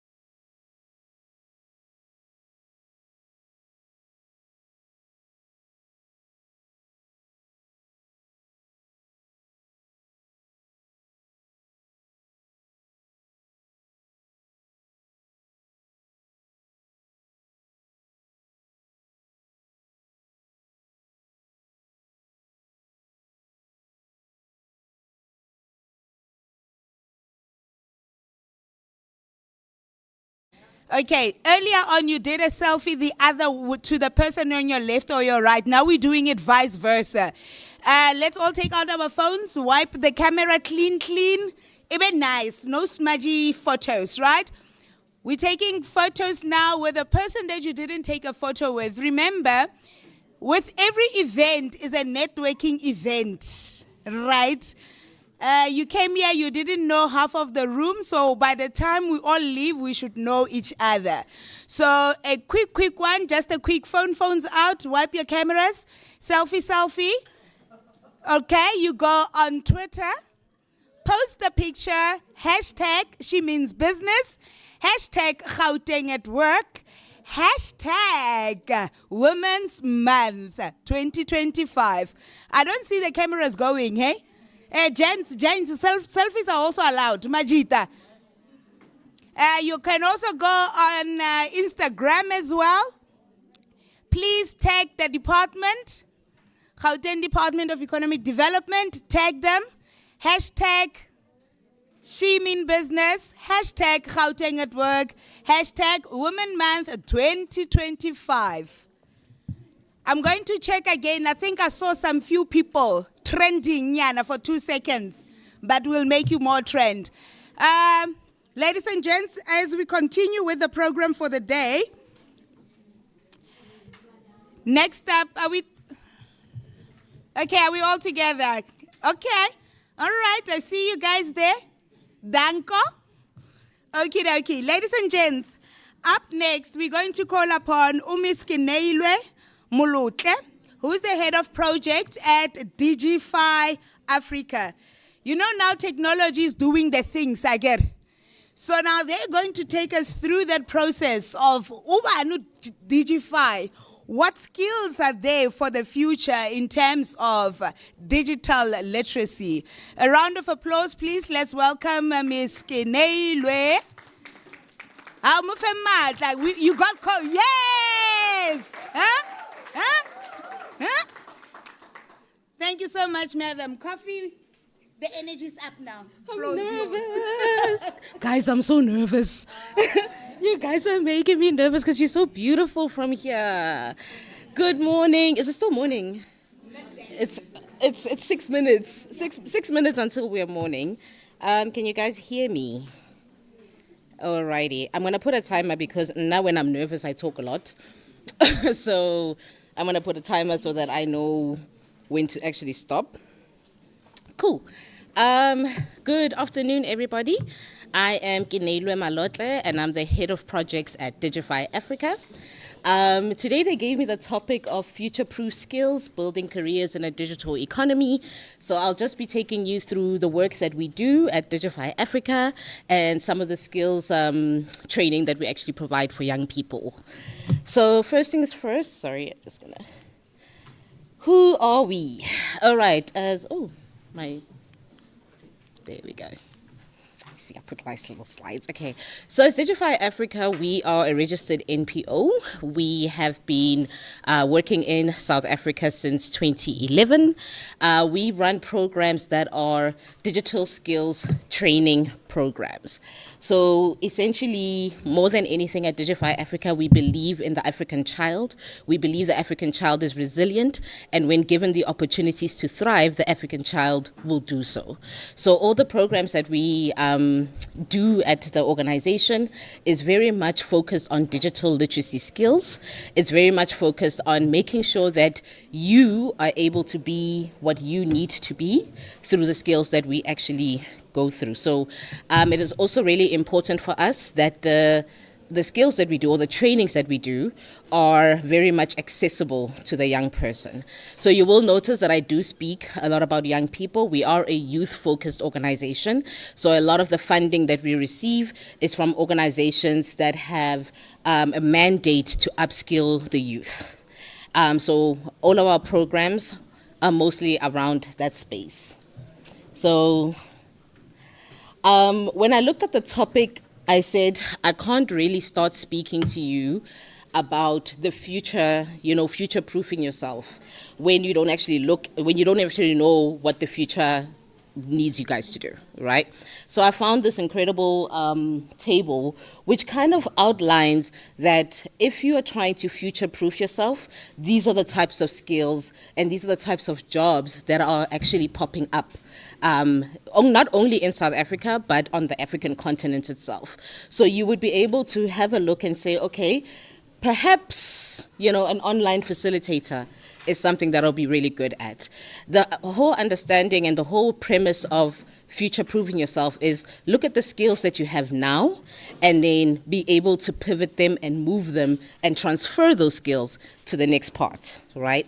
So half of the jobs that are being outlined here, which is a table that comes from CETA, the CETA's in High Demand Digital Skills, this is what they are seeing that the future is definitely going to need from us as the youth of South Africa.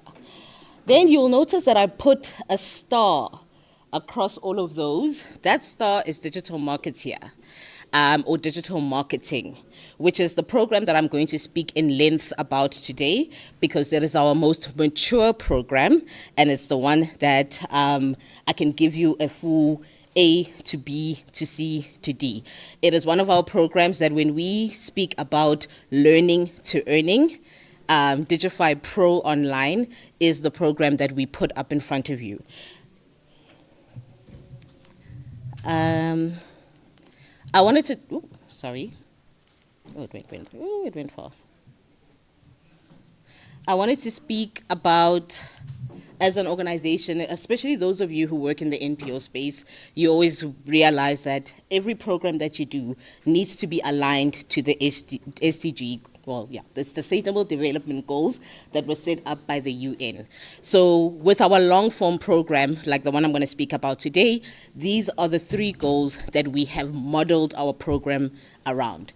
We make sure that we are providing quality education. This is education that you can use right there, and as you need it. It is quality. So we're not going to give you things that don't actually exist. We will make sure that you get that practical experience as a young person that you can actually use.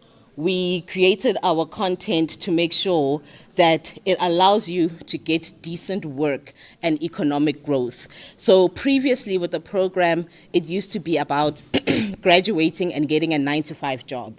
But that's no longer the reality of our young people. The reality of our young people is that we need you to have an entrepreneurial mindset. So even with the content that we teach, we make sure that there is that element of entrepreneurial mindset in case you do decide that you want to be your own business owner.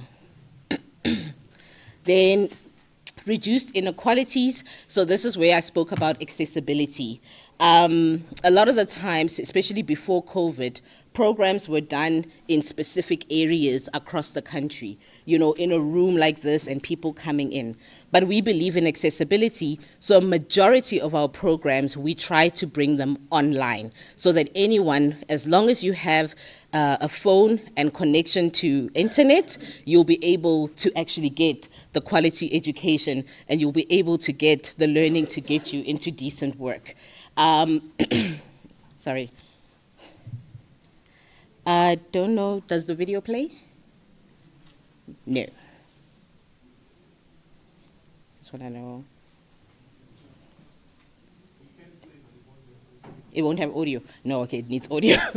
The video that I had prepared for you was our case study. We had 3 ladies that had actually gone through the training, and they kind of speak about where the training has actually led them. So unfortunately, because we don't have audio, we won't play the video, but it was kind of like me saying, now that we're going to start talking about Digify Pro, this is where you can actually find yourself at the end of the program itself.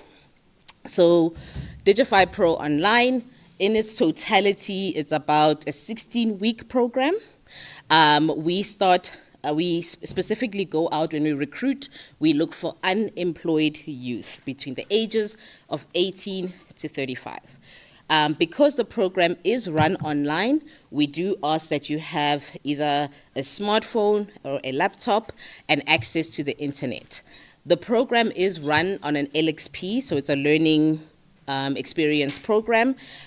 So you are able to like do the assignments, the reading, the content offline, and then when it's time for you to submit, you probably go to like Soshanguve Crossing there by the KFC or the McDonald's where they have free Wi-Fi, and then you upload the work that you have done. So that was another way that we needed to find to make sure that it was somehow accessible. We also work with community centers across the country.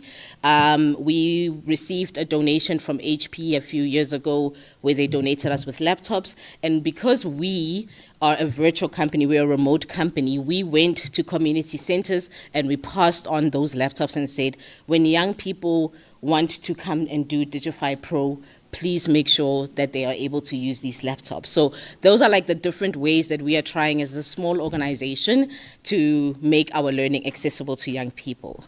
So the first step after you've applied into the Digify Pro program is you will go through the foundation phase. This foundation phase is completely self-paced. If you do a module a day, it will take you about 4 weeks. But if you are one of those people who are like, I'm starting this and I'm finishing it, you could literally do it in 2-3 days.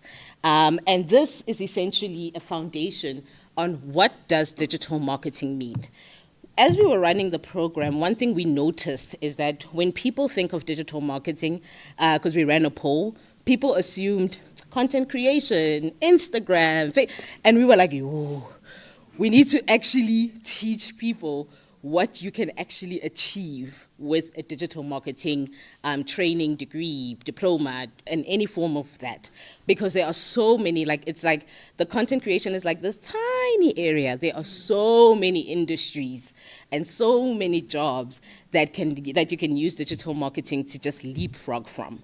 So the foundation was like, we want everybody to come to class with the same level of learning. So some people actually already have degrees and they have diplomas, but some people just have a matric.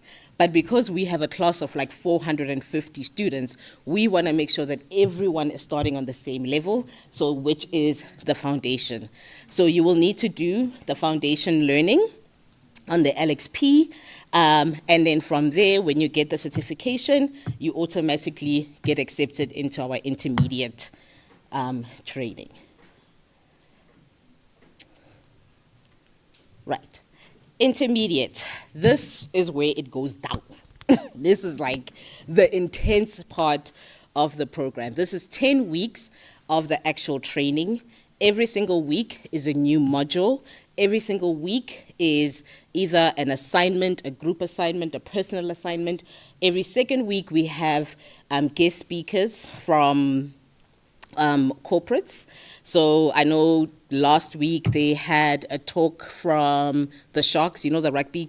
Yeah, so they had the CMO actually come and deliver a masterclass. We have PepsiCo, Nando's. We always try to bring big clients in to actually speak.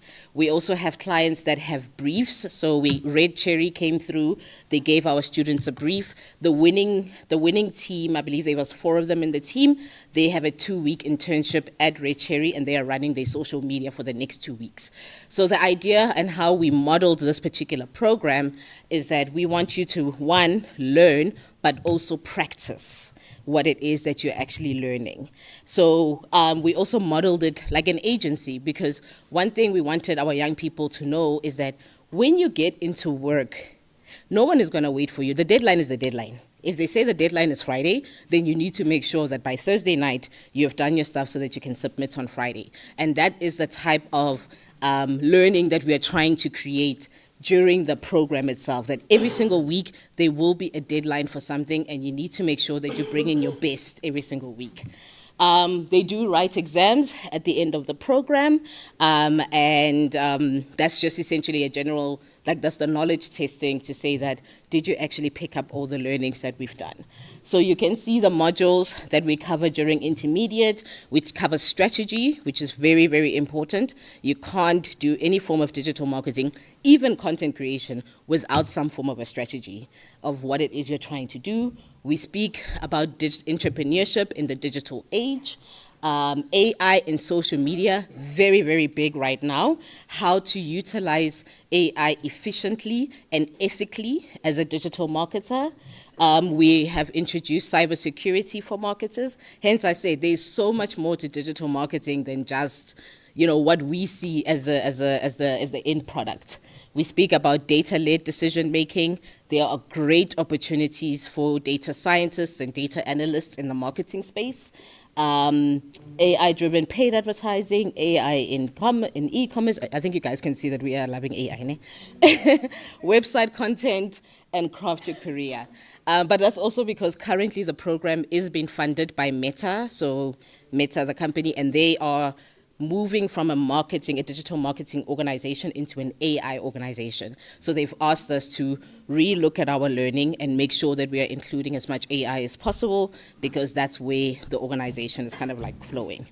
But generally, people who decide to leave the program after intermediate, they are able to get junior jobs or junior positions as like a social media marketer, or a junior social, or even, basic like entry level into an organization.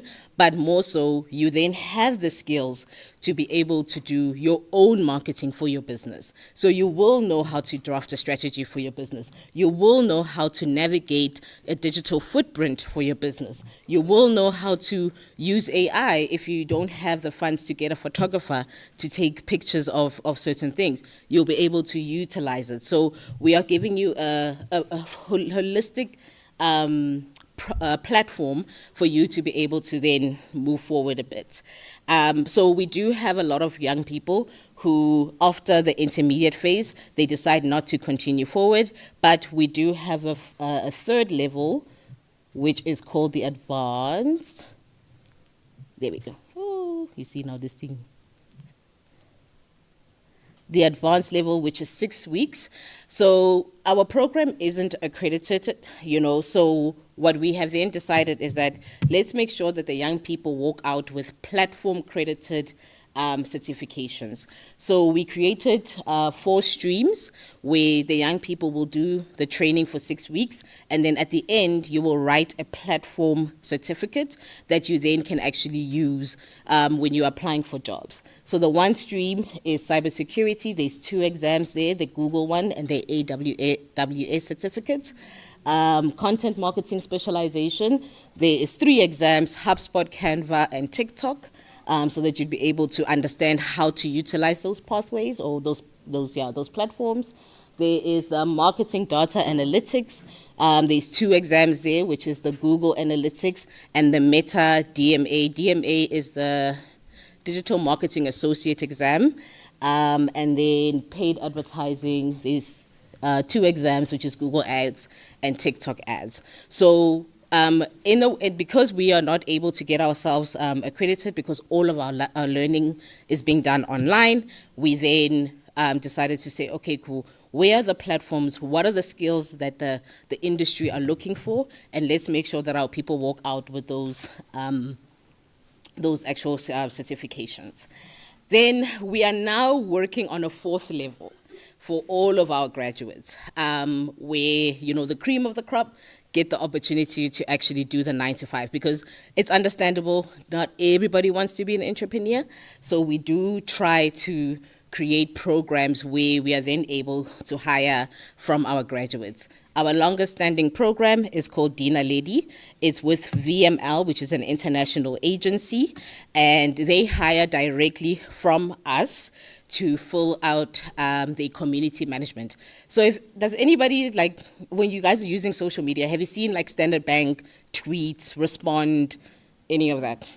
Those are Digify Pro graduates that do that. So they are responsible for the full Standard Bank, social media engagements. A lot of our young people have made us so proud that they step in as just a Standard Bank social media coordinator, and then they get poached.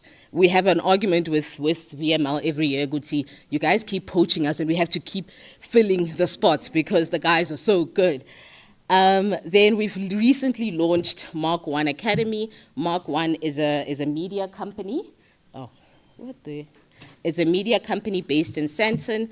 They have, for this year, we're running the pilot. They took 10 graduates, and they are doing a 10-week program. at the offices. They are working with the current clients that Mark One has, which is like Volvo trucks and Nando's. They mentioned quite a lot of clients. So our young people go to the office 3 days a week, and they actually service real clients and getting that workplace experience or that work readiness experience. We also have Hire a Grad, which is more for the entrepreneurs, where what we do is that we get the young person to service 2 small businesses. This is my favorite one, because now you have a young person who has been taught and is now able to help her community, his community of small businesses. Small businesses do not have the time. You are finance, HR, operations. You are everything as a one person. And we are saying, okay, here's a young person who really needs assistance, or needs that work experience. Let this young person take over your entire marketing department and your digital marketing department, where now you can focus on the monies, the tendering, the getting funded by SourceFin, all of that, and then all they do is they come and they say, here's the content plan for the month, here's the strategy for the next 6 months, you sign it off, they run your socials, everybody is happy. They get paid a small fee because we do want the young people to be able to be economically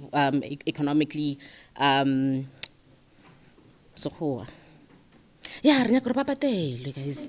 Le ena really ena ilo khono reka like roll on a khono re mama ashifa ki really 500 this month. Like that's the vibe that we wanted to create. We wanted the young person to see that they can be empowered just by going through the program and servicing a small business. I actually in my talk to the people at the beginning and at the end, I'm like, the 9-to-5s are great, but I'm telling you now, Lerato, who does your lashes and your nails, needs you on their social media. That's where you go. So that when you apply for the job, go GDED, they say what experience you have, and you can say, Gineilwe's hair, Lerato's barber, this is what I've done. Here are the analytics of all the work that I have done. And it shows that you do know how to do the work.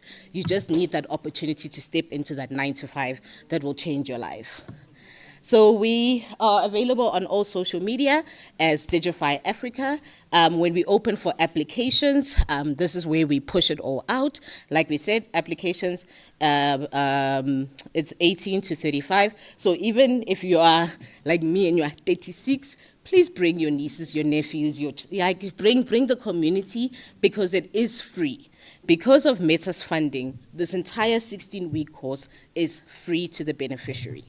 Right? We carry all the costs for it. All we are asking is for the beneficiary to invest in themselves by finding a place that has some form of Wi-Fi and that they can actually learn and take the time to actually upskill themselves. Our email is digital@Digify Africa. Please feel free to drop us any questions there and we'll be able to answer. And I hope I made it 20 minutes. I'm great. Give a round of applause. You were like, let's go. Thank you so much. Any questions? Come. I thought now everybody's hand will be like up in the air. No, I'm clear. No one has a question. Yes, madam, I've noted. You can proceed. Sorry, guys, can we all listen to the question? Yes? When is your intake? Do you have 2 intakes or For Digify Pro, we have 1 intake. So what I can ask right now is that if you can do the foundation course, so you just go to our website, Digify Africa, do the foundation course, and then when we open, you'll get an email that says, you've done the course, do you still want to proceed, right? And the intake, it also is very much funding dependent, and it's usually around May. It's around that May, June area when the funding actually comes through. And then do I have to do the foundation or can I jump? No, you go straight into intermediate, which is why we will ask you, do you want to continue with the learning? Some people are like, oh, I already found a job, and it's like, okay, no, it's cool. But once you've done that foundation, it's essentially we're saying automatically you're in. Yeah. Okay. Any other questions? So we can do it anywhere, laptop, cell phone? Cell phone, don't matter. Yes, ma'am. For the graduate program, right, when the graduate has graduated, Yeah. they need an internship. Yeah. Who approaches you? The business that comes to you saying you need interns, or Both. So we have a WhatsApp group and a Facebook group where if businesses come to us directly, we will put it in. But Mamudiko, who runs our placements, she's constantly feeding in any form of job opportunities that she sees. But there are some businesses that come to us directly and say, hey, I need to hire 2 people, I need to hire 1 person, and then we will then get CVs from them. However, we are not a placement company. So we do say to young people, please, please, please, do not just wait on Digify to give you opportunities. Go out yourself and actually do it itself. Because, I mean, we're going to be graduating 250 people. We don't have 250 jobs right now, you know, but you have a better chance at actually finding an opportunity before we do.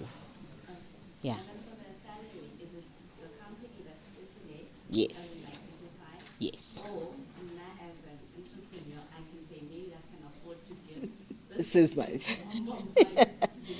Okay, so during Hire a Grad, we do have a rate card of some sort, right? And I remember last year, because we ran it with SAB, I think the rate card was 150 per hour or 100 Rand per hour. And then they were able to, they had to learn how to do timesheets so that they can get their invoices. So we're teaching them the actual skills of being a small thing. However, if you're a small business and you come to us and you say, hey, listen, this is what we do. What we then do is we ask you for a job description and what you're willing to pay, and then we send it out. And then those who are willing to take up, then they will send their CVs and we can forward it to you. Yeah. Awesome. Any other questions? I am still here, so please feel free. Okay. Okay, we have a lost and found. If you know the password, somebody donated a Huawei for us. Somebody placed it by mistake in a bag of one of the interns. So if it's yours, you must first open it, then you will get a reward, meaning you will get it back. So if you look, if it's yours, the most secure place to find it. Is it yours? Okay. You'll put the password. Okay, we found the owner. All right. Ma'am, that's your reward for lost and found. Okay, moving along. Thank you so much, Auskinelwe. Guys, technology, hey? There's always something new to learn and to upskill ourselves. So, next up, to hear more again in terms of technology, we have Ms. Simpiwe Kumalo, who's the account technology strategist on GPG from Microsoft. A round of applause, please, ladies and gents. Okay. All right. Okay. Technology is just giving us a bit of a hiccup. So what we'll do is we'll just move in the next slot of Mr. Ali Mphahlele, who's the founder and managing director of Technology Youth Development Agency. So he'll be taking us through a bit about tech in the future in terms of unlocking youth potential through technology. Mr. Ali Mphahlele, give him a round of applause, please.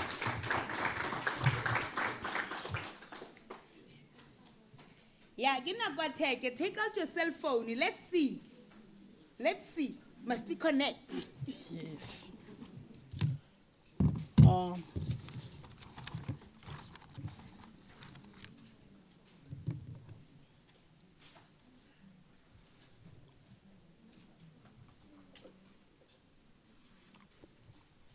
Good afternoon.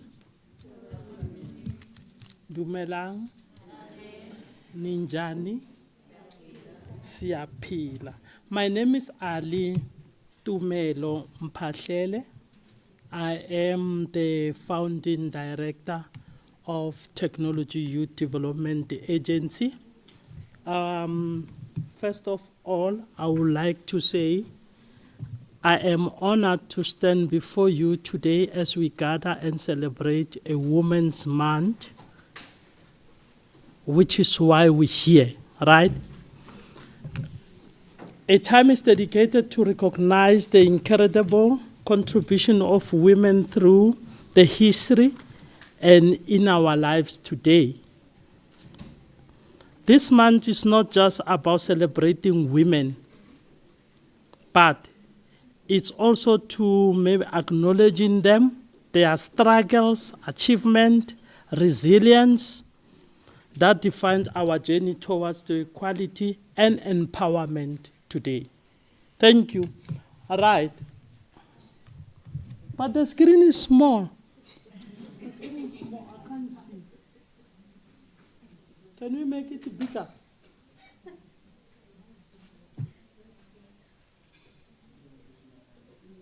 Yes.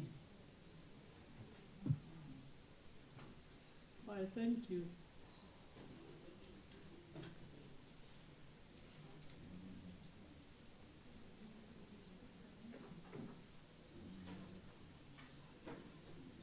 Okay.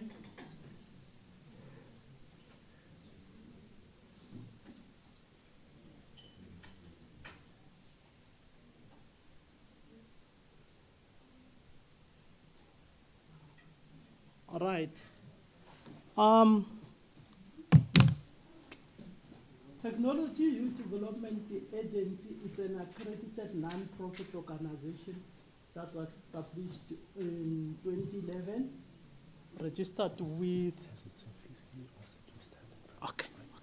Thank you. I can't see from far. I'm old. All right. TIDA was established in 2011 and registered with the Department of Social Development. It's an NPO that is registered with social development. The purpose for the registration, or for maybe for TIDA, was for ICT for development within the communities.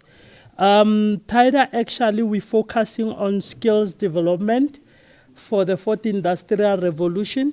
We do something called CTCs. What are the CTCs actually? The CTCs is community technology centers. We're focusing on the disadvantaged communities. We also do partnership with the public and also private sectors. For those who want to start their own centers, for instance, if maybe you live in Soshanguve, for instance, and you are seeing a need, that there is a need for development in terms of technology, then yeah, TIDA is your guys. You contact us, we come, then we're gonna check if there is a need. If there is a need, we establish something called CTCs. What is a CTC? CTC, we're only focusing where we can find a need and establish. We're looking at the place, maybe so we also do partners with schools and community centers. We don't care really about the building standard. Even if it's a shack, as long as we can put 2 or 3 computers that are connected to to internet, then we have served the purpose. We call it a CTC. So now TIDA, it's now in about 6 provinces, establishing the CTCs, trying to help the communities. You'll be seeing we are accredited NPO. We are in hand with MICT CETA for computer training. We also having services CETA for new venture creation in level 4. And we also have EDTP CETA. That one we're focusing on the skills development programs like your ECD.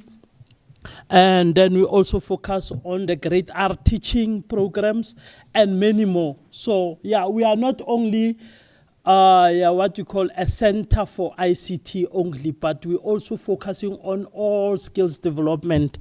Besides that, we have multiple partners or reputable partners that we've partnered with. You'll be seeing there. That's me, guys. That's me there. That's me. And where is it? Yes. This is the accreditations that we have. As you can see there, we have MICT CETA, that is the accreditation number. Services SETA, I've said it's for level 4 in your new venture creation. And with EDTP SETA, remember now everything is now in QCTO. Maybe you know that. That is the reason you can see on the other one says QCTO. And it's only their MICT SETA that is still stand. But their others are now with QCTO. And we also have the partners, few partners I've right there. We've got Comshare. They also give us a lot of programs. So it simply means we've got a lot of programs. We've got more than 300 programs that we run because of the partners that you can see there.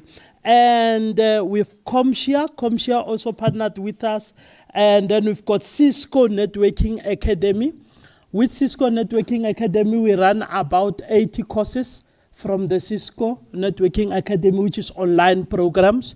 So simply means wherever we go, even in that shack, then we become a Cisco Networking Academy. Simply means we run both, and we've got our main partner. Since we started, it's also called Siafunda CTC. It's where we started the centers together, and they've been there with us. Simply means whatever they are having as well, we can also offer at our centers. So simply means all the courses or programs that we offer, they are registered. There it's our NPO numbers and also BPO registered for tax exemption in section 18A.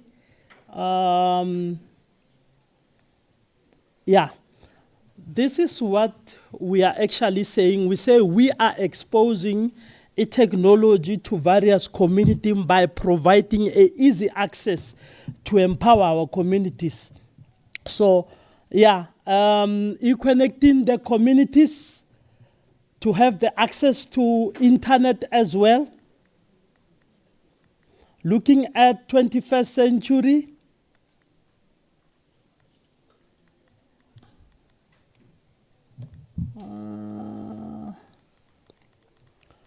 in short, you can say Tada is a public place where people can access our computers, the internet, while they gather information and be able to gather information, create, learn, and communicate with others. They will also develop their essential digital skills by coming to our centers.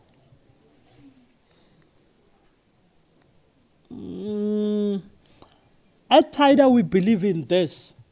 We say we are enabling people to be creative, to be productive, to think critically, and to be problem solvers.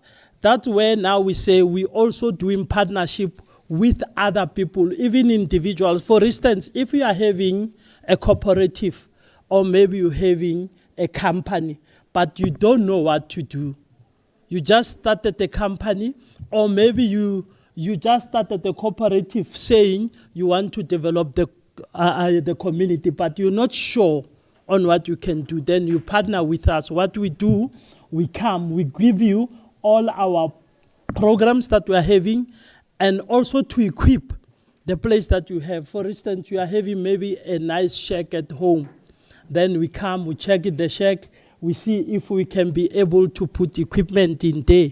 And then we go to our partners and say, partners, we have this a new partner that they just started, but they want to be a tech company.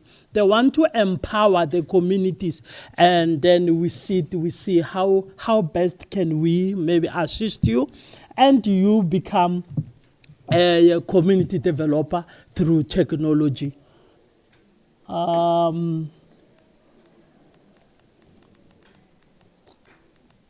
This is the partnership that we do. This is the partnership that we do. Most of the time, our centers are in the schools. We're focusing on the schools in the rural areas. the most disadvantaged areas. We go there, we check if they do have the computer labs. Some schools, they've got abandoned computer labs that they have. Then what we normally do as TIDA, we ask if we can fix the computers. Sometimes we find out they do have those computers just lying around. What we do, we fix them and we use them for the sake of their community, starting from their school learners, since we've got a lot of programs in coding and robotics. We also do coding and robotics. We do both plugged and unplugged coding, and we help learners to do that. We've got also a program called Kids Tech, TIDA Kids Tech. It's where we start to teach small kids for coding and robotics. So some of the partners, they only focusing on small kids, saying they do something like aftercare, whereby kids, they will be coming in the afternoon after school and they learn there. And at our main head office in Kalinin, we have their aftercare. We've got aftercare only on Saturdays, where we call it TIDA Kids Tech. So the kids are doing digital literacy and coding and robotics for the whole year. At the end of the year, we give them the certificate.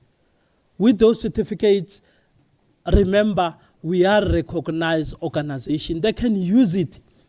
They can use it even when they grow up. Maybe some of them, they won't be lucky to finish the school, but still, they will be having a certificate to use in future.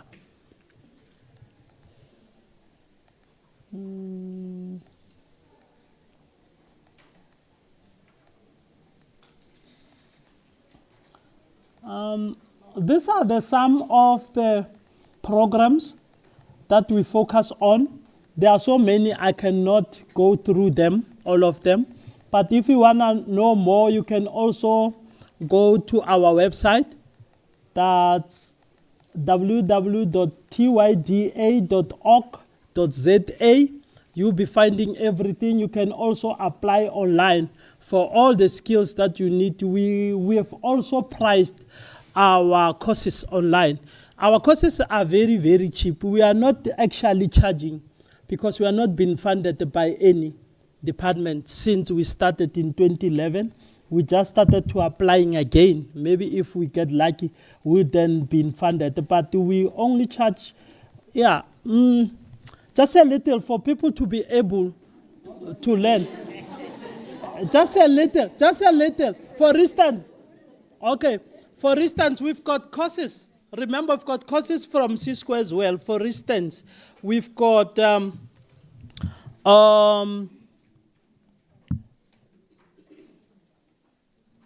Mobility Fundamental. For instance, Mobility Fundamental, that one, it teaches you how to fix a phone, how to change your charging point, how to change your screen on your phone. That one we charge about 150 Rand. So it's almost for free, guys. And then we've got Pocket Tracer. We charge 50 Rand. And we also have end-user computing. End-user computing, NQF level 3, the accredited one with maybe 130 points with MICTC. We charge for 6 months, we charge 2,300 for 6 months. So, and you pay half. So it's not actually like people are paying because we are not being funded. We cannot. We do have program. The programs are funded, but we don't have an operational cost. Remember, there are facilitators, there are equipments that are maybe involved there. So at the end of the day, people need to go to school. At the end of the day, people need to eat. So now, that is the challenge we are having, but it's not really like you are paying. So a cost of 50 Rand, some of the costs from our partners are for free. We do have a lot. We've got, let me check this. These are the few partners we have. Few partners that are supporting us. And each and every one of them, they are bringing courses. They are bringing things to us. For instance, let me take JASA, Junior Achievement South Africa. They are not bringing money. They are not bringing any equipment, but they are bringing free programs for us. Even now, we do run some courses with them, like your AI programs. We're busy with them now. We're running with schools. We're doing about 2,000 learners a month, every month, for free. So we go to schools, and we do have equipment. We've got a lot of people that are supporting us here. We've got HP, we've got Honor, that I won't forget, our partners that are giving us programs. I left with 3 minutes. And now, all those people, they are giving us equipment to support our communities, like your laptops, your smartphones. When we go to schools, we will maybe carry maybe 20 smartphones to go and assist. And then we can be able to run all those courses. They said I've got only 1 minute left, ne?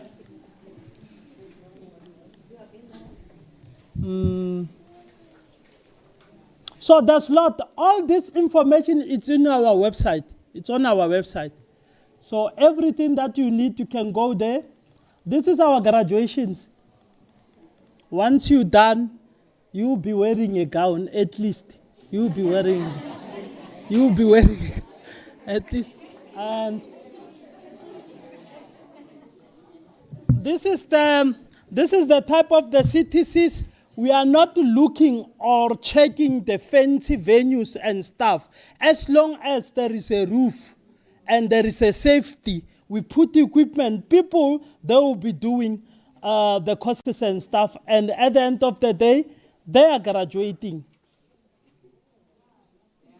This is us receiving the free phones, ne? Free phones, yes. Yes. The honors. Ne? The honors. Ne? And this is the schools where we go. When we find the labs in the schools, we develop the lab. You can see the communities. The communities are attending. And at the end of the day, we do have a better communities. Emails. The contact.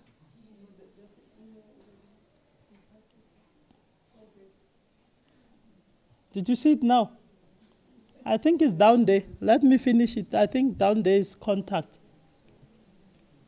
Even if you can just say tider.org.za, you will find everything there, even the contacts and the emails.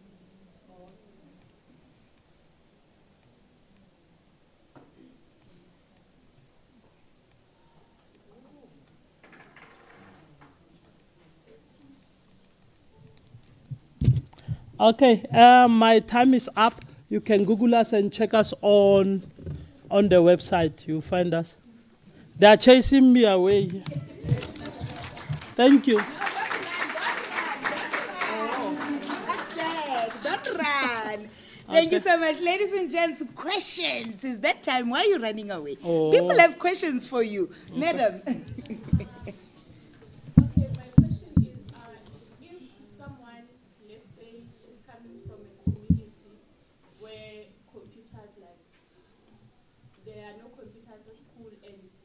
She wants to partner with you guys. What's the process? Let's say maybe I want to start a center, but I don't have computers, but I'm willing to help the community. I'm willing to introduce them to technology. I'm willing to be so that they can be equipped.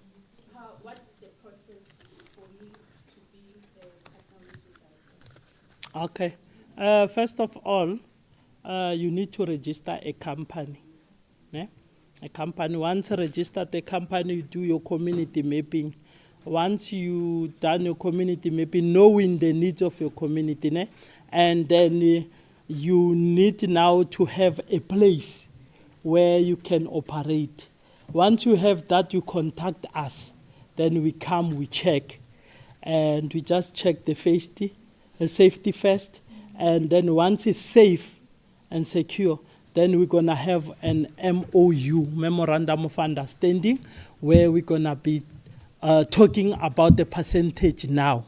And remember, even the charging of the courses, we check the community first, if it's a financially disadvantaged community or if they can afford it. There's some communities whereby you can see they cannot afford.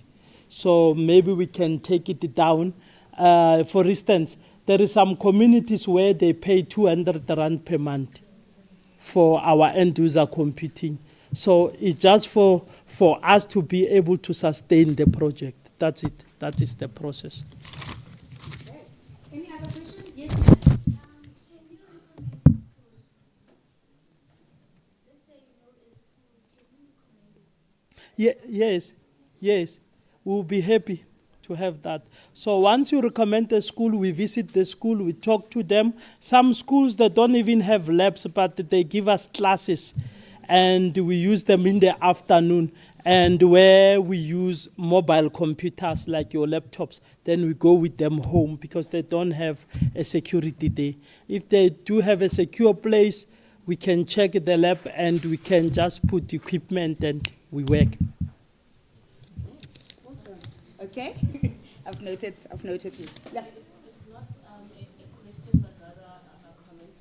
I'd just like to say that this is a very good initiative. Someone would see it, would not see it as something great, but when we're dealing with students in the ICT faculty, especially first years, most of them come without the knowledge of using a computer or how to actually use caps lock, simple things like those.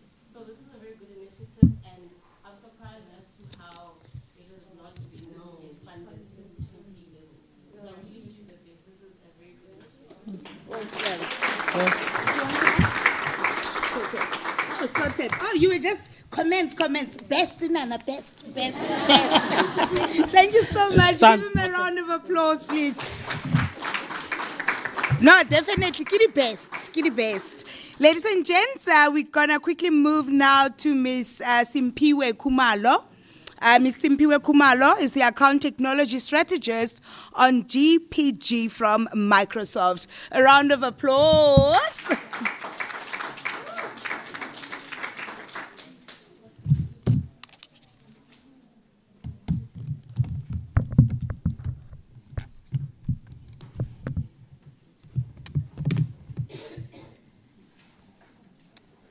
Okay.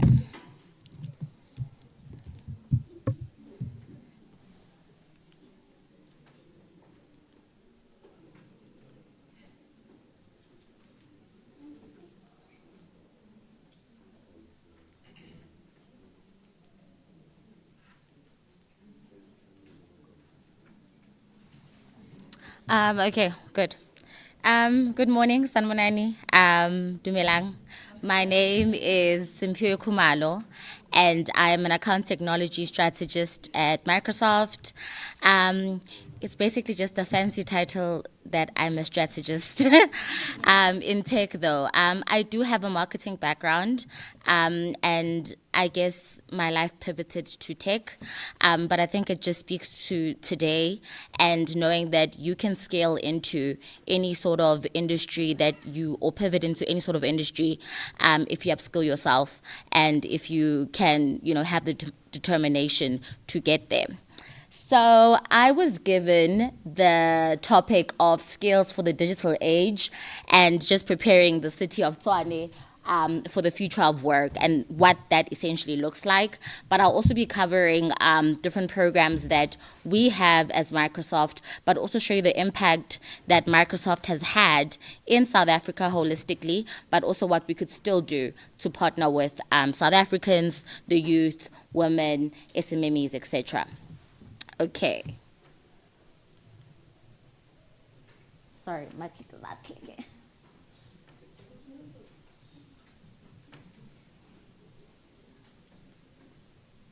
Is it me? Is it a user problem? Okay. I think I need to stick to the mic. So from small beginnings to big impact, I think this speaks to just the partnership that Microsoft has had with South Africa along the past 3 decades. We've impacted individuals from interns to township areas where we've partnered with government entities in building and allowing access to digitizing the environment, digitizing their knowledge base, and just giving them more skills. We've got a 2030 vision. There was an announcement that was made by the president at Microsoft that we are investing 1.5 billion in AI and digital skills to South Africa youth and SMMEs and our organizations, which is our customer base at Microsoft. So we have a commitment to investing in transformative projects from customers to individuals to SMMEs to startups, etc. And from empowering, like I said, SMMEs and just fostering digital skills cross-board within our country.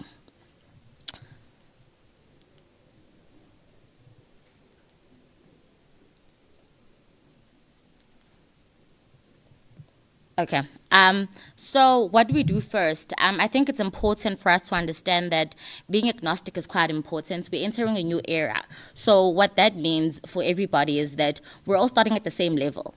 No one is more advanced than anybody else. But what everyone needs to understand about that is if you get left now in terms of upskilling yourself in AI, in digital transformation skills, in I think it was Ginelu that was presenting jobs of the future. If you don't align what you're currently doing to speak to that, then unfortunately the bus will leave you. So we want to partner with you in that regard. I think hence the awareness of today, of showing you the different projects and programs that we have as MS.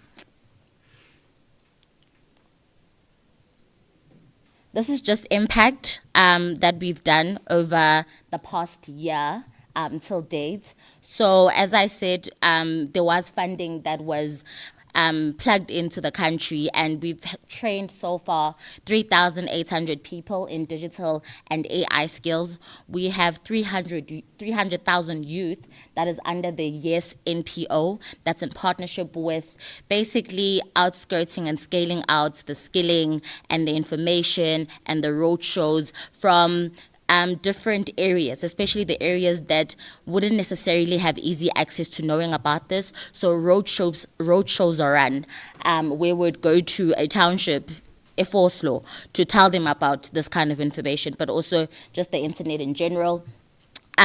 We have 1,283 trained Microsoft certified youth, so meaning that we take you through a self-paced, again, learning program where you are trained on M365, which is Microsoft Modern Work, as well as Azure, which is our cloud platform, and you get a certification voucher to write that exam, and according to your understanding and how you've prepared for it, if you pass that, it's really a self-investment tool.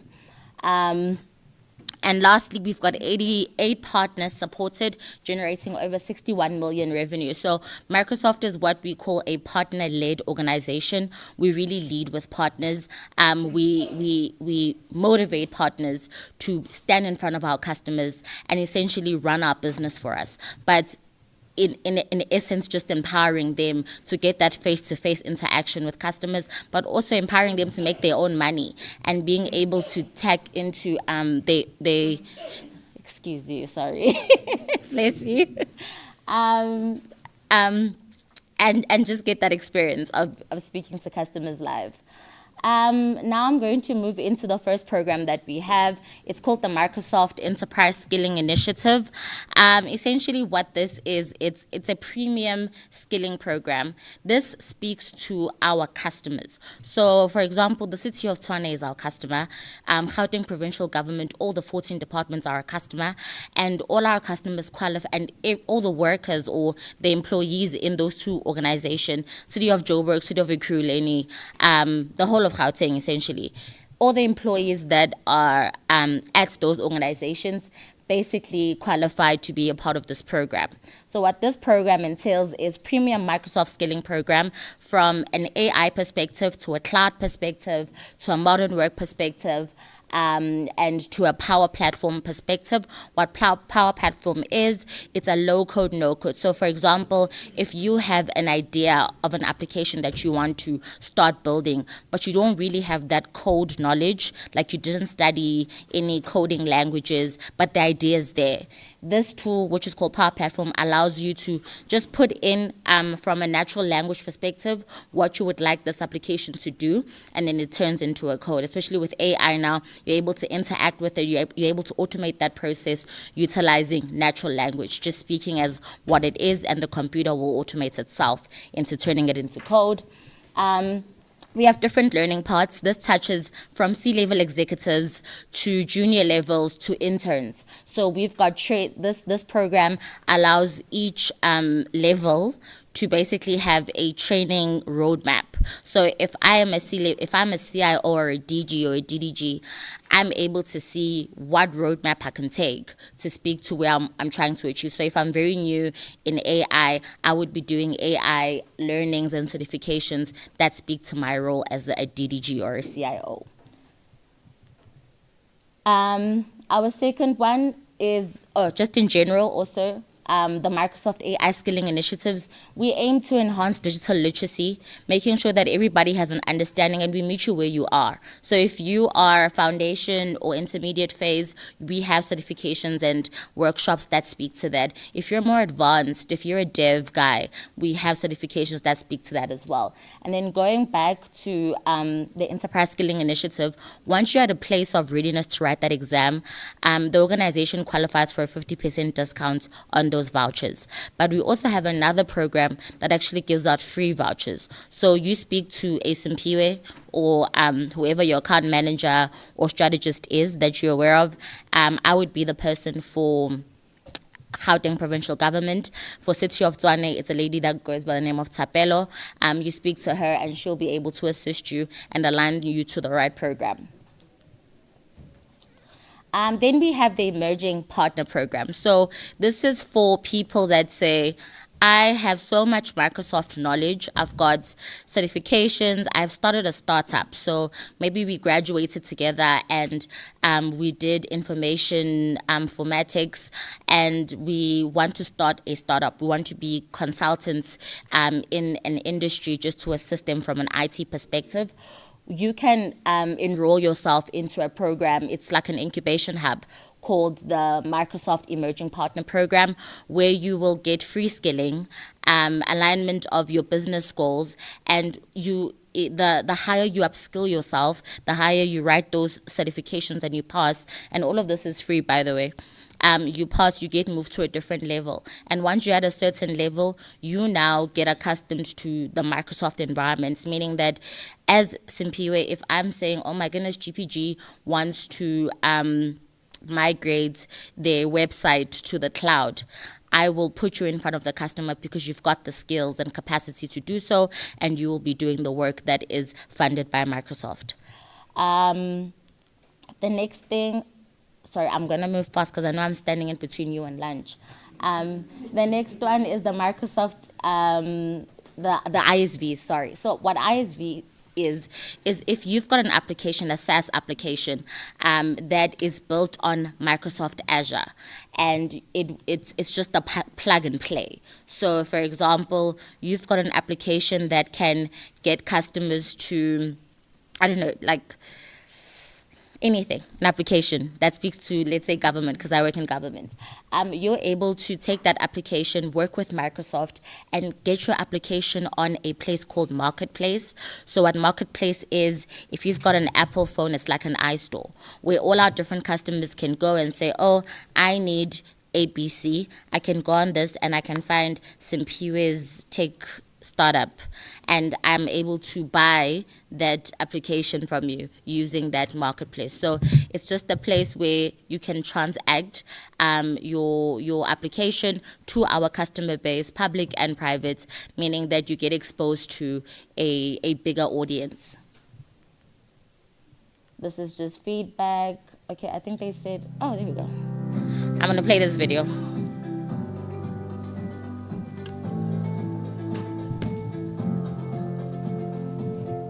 For over 3 decades, Microsoft has walked alongside South Africa, partnering for progress, investing in people, and helping to build a future where opportunity is reach for all.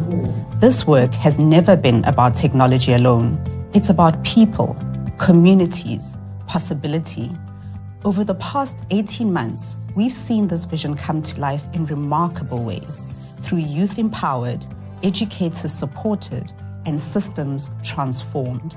This video shares that story, a story of learning, partnership, and impact.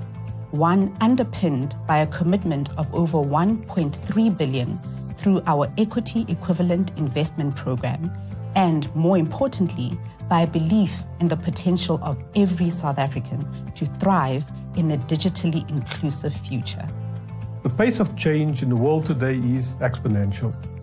Artificial intelligence, cloud computing, cybersecurity, data science, these aren't just technical fields.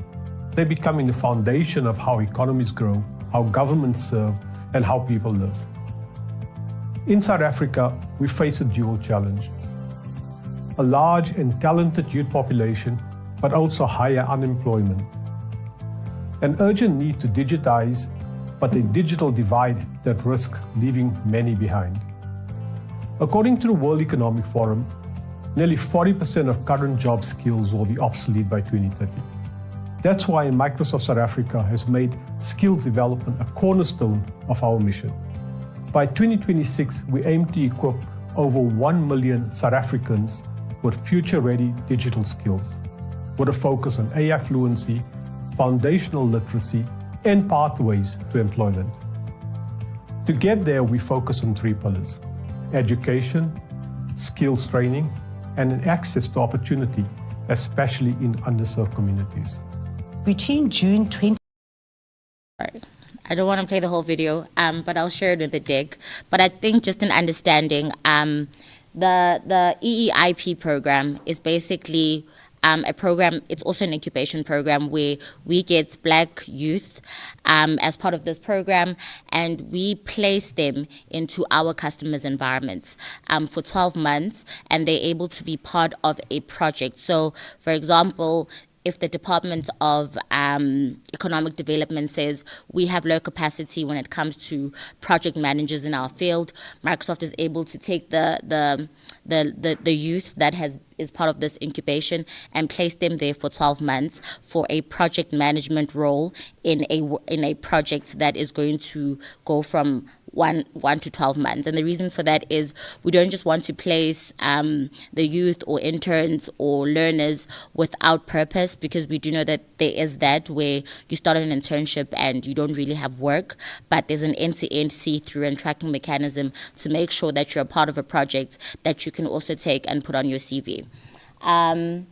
If there's anything that you would like to know in more detail regarding especially the certifications, your likes of an AZ 900, which is an Azure Fundamentals, an AI 900, which is an AI Fundamentals, Power Platform 900, which is also a very foundational phase, which would be my advice. If you are looking to get into a Microsoft certification journey, you would start with those certifications. Anything that has a dash 900 is intermediary level. If you want more details on each of those certifications and what it would do to you and what you would learn from it, please reach out to me, or you can come speak to me during lunch as well. But essentially, I did rush through it. That is high level what we as Microsoft bring to the table and serve to South Africa as a country, and how we also assist our customers in upskilling them, and hope today spoke to you in terms of just having that urgency to upskill yourself, especially from an AI perspective, just so the bus does not leave you. Thank you.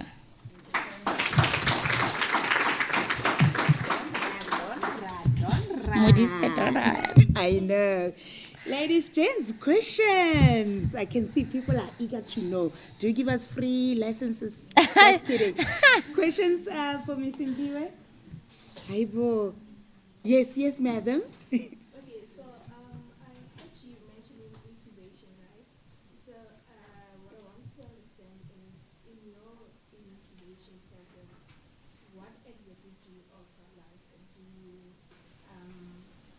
resources, like financial resources, mentorship resources, and yeah, in terms of resources, what is it? So there's two, right? There's the EPP program, which is for startups. So as a startup, you're offered free certification, free training, mentorship, and once you're at a place of comfortability or skill capacity where you're able to do a migration at a customer, Microsoft usually funds those initiatives.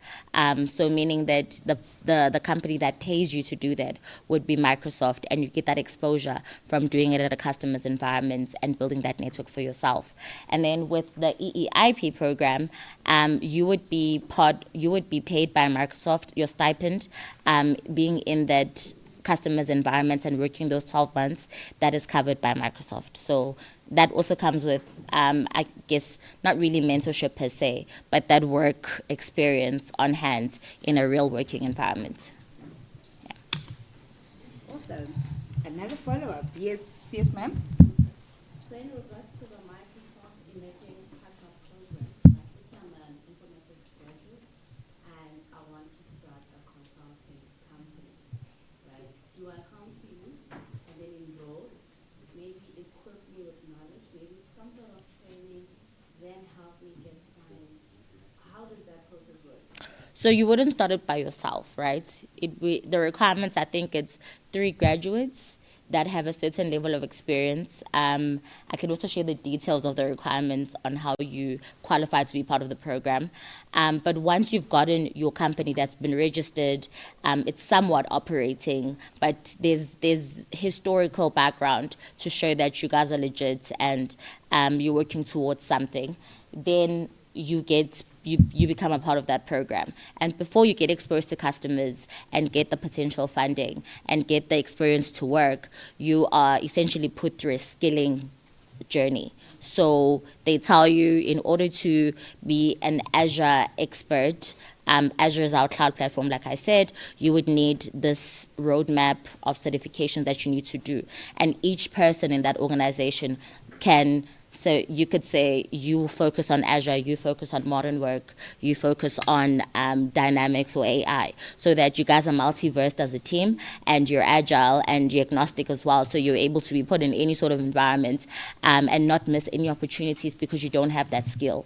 So it doesn't mean the whole team needs to be certified in that. It can be individuals, but as long as that level of skill and certification is there and it's available. And then once you guys are there, you get moved. So there's level 1, there's gold, there's silver, there's bronze.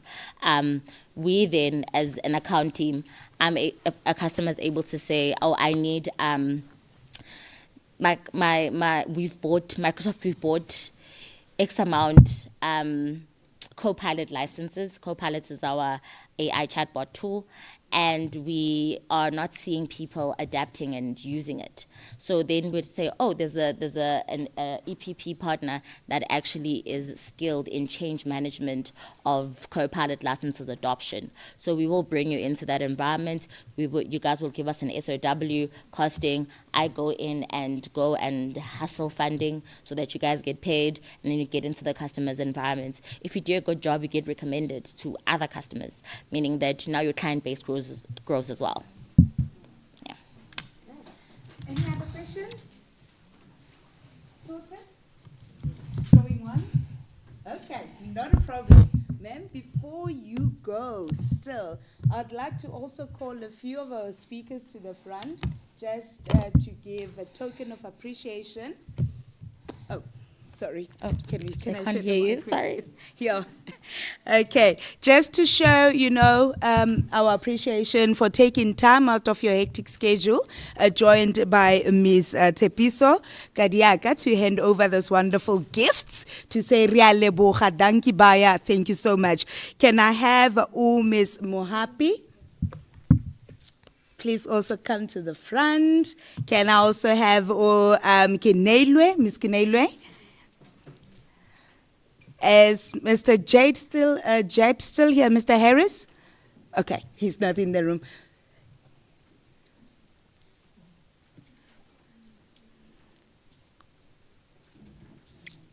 Alrighty. So, Miss, Madam, the floor is yours. Cameraman, picture, please. So am I? Ausmale, can you come in?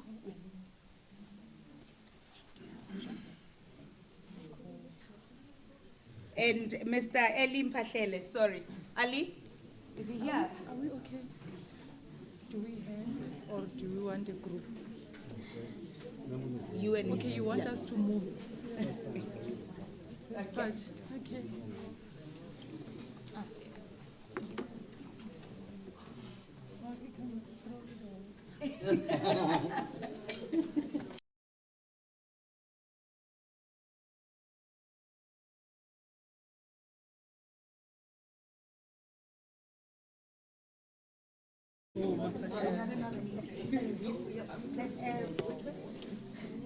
Okay, should we move again? No, no,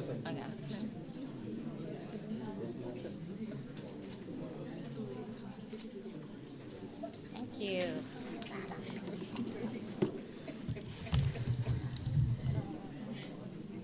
You can come, it's a quick photo. We're buying time for lunch because the caterer is not ready. Okay, so wait for group. Thank you very much.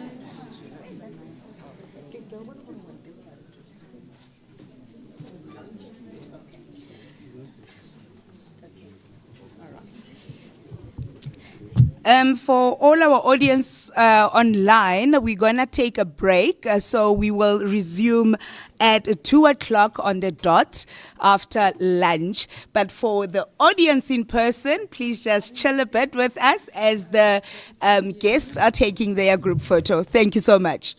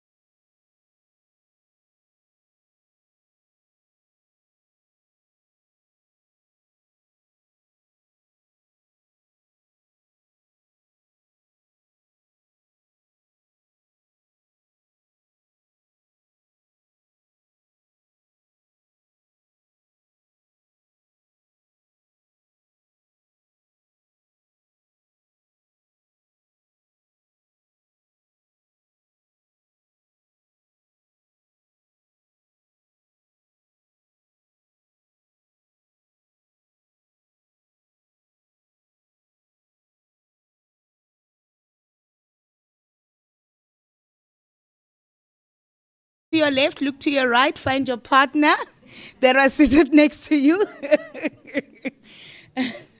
So we can continue. Our online audience, welcome back. I trust that you also had a lovely rest for the few minutes that you were offline. But yes, welcome back. We are now on the second and last leg of the program.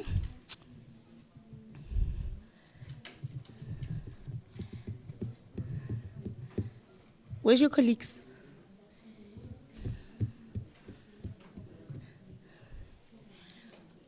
Are people still go lunch? Are they still outside? Oh, okay.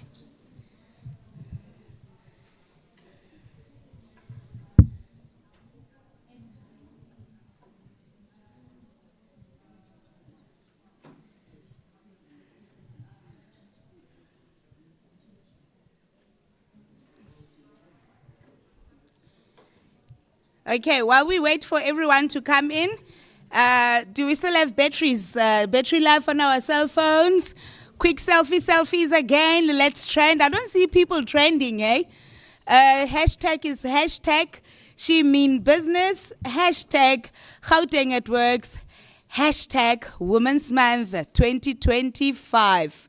Gents, you're also welcome to hop on the trend. You know, we appreciate your presence. You know.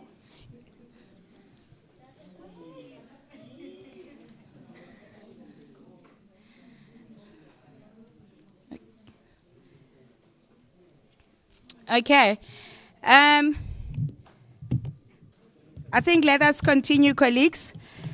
So we've heard them all this morning, from tender processing and financing, and also how to take that idea of yours in converting it into making money. So the next session, or the next speaker, is going to tell us more about supplier development opportunities in the automotive industry. Sorry, colleagues, the audio people online can't hear if we are all talking at the same time. Okay. So the next speaker is Ms. Rianzu Koza. She's the Business Development Officer here in the Automotive Industry Development Centre. She will share a bit, a nice story of what opportunities are available for us SMMEs. By the way, we don't call ourselves SMMEs anymore. What is the new title? What is the new word for SMMEs? Let's see. Who's entrepreneurs? Huh? Dololo. It's now MSME. We are no longer SMMEs, guys. Now you must change the alphabet a little bit. So, ladies and gents, please give Ms. Koza a round of applause, and I trust you all enjoyed your lunch. Energy. Best. Thank you so much.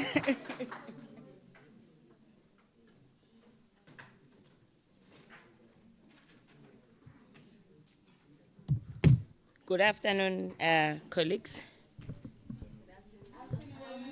Are you good? I'm one person who kind of like loves attention, and I think that is why I didn't even have to have a presentation, because I just wanted to look at me. So, yeah, but I think it is quite an important event, like the MC have said, that we are gathering here on. And allow me to thank the organizers. Let me thank everyone to have seen it fit that this afternoon after lunch, where I know a lot of people, our concentration, we are now thinking, how do we even go back? We are somewhere. One of the good things is that when we are here at the AIDC, you are more like in the border. So you're not sure if you are in the Northwest, if you are in Tshwane, or if you are in Limpopo. But that is the nature of where we are. However, let me greet everyone and thank you it is a pleasure for me to be standing here at this phenomenal, women commemoration event that we are having here today. Let me greet you and let me observe all protocols. Unfortunately, I won't be able to recognize all the stakeholders.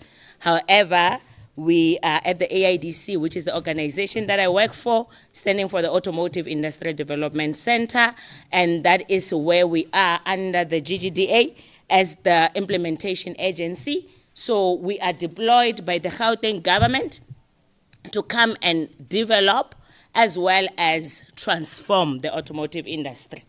By the development and the transformation, we are talking about from the upper stream down to the aftermarket. And by us transforming, it doesn't only mean that we need to transform it to women only, but then women with substance. Allow me to say that.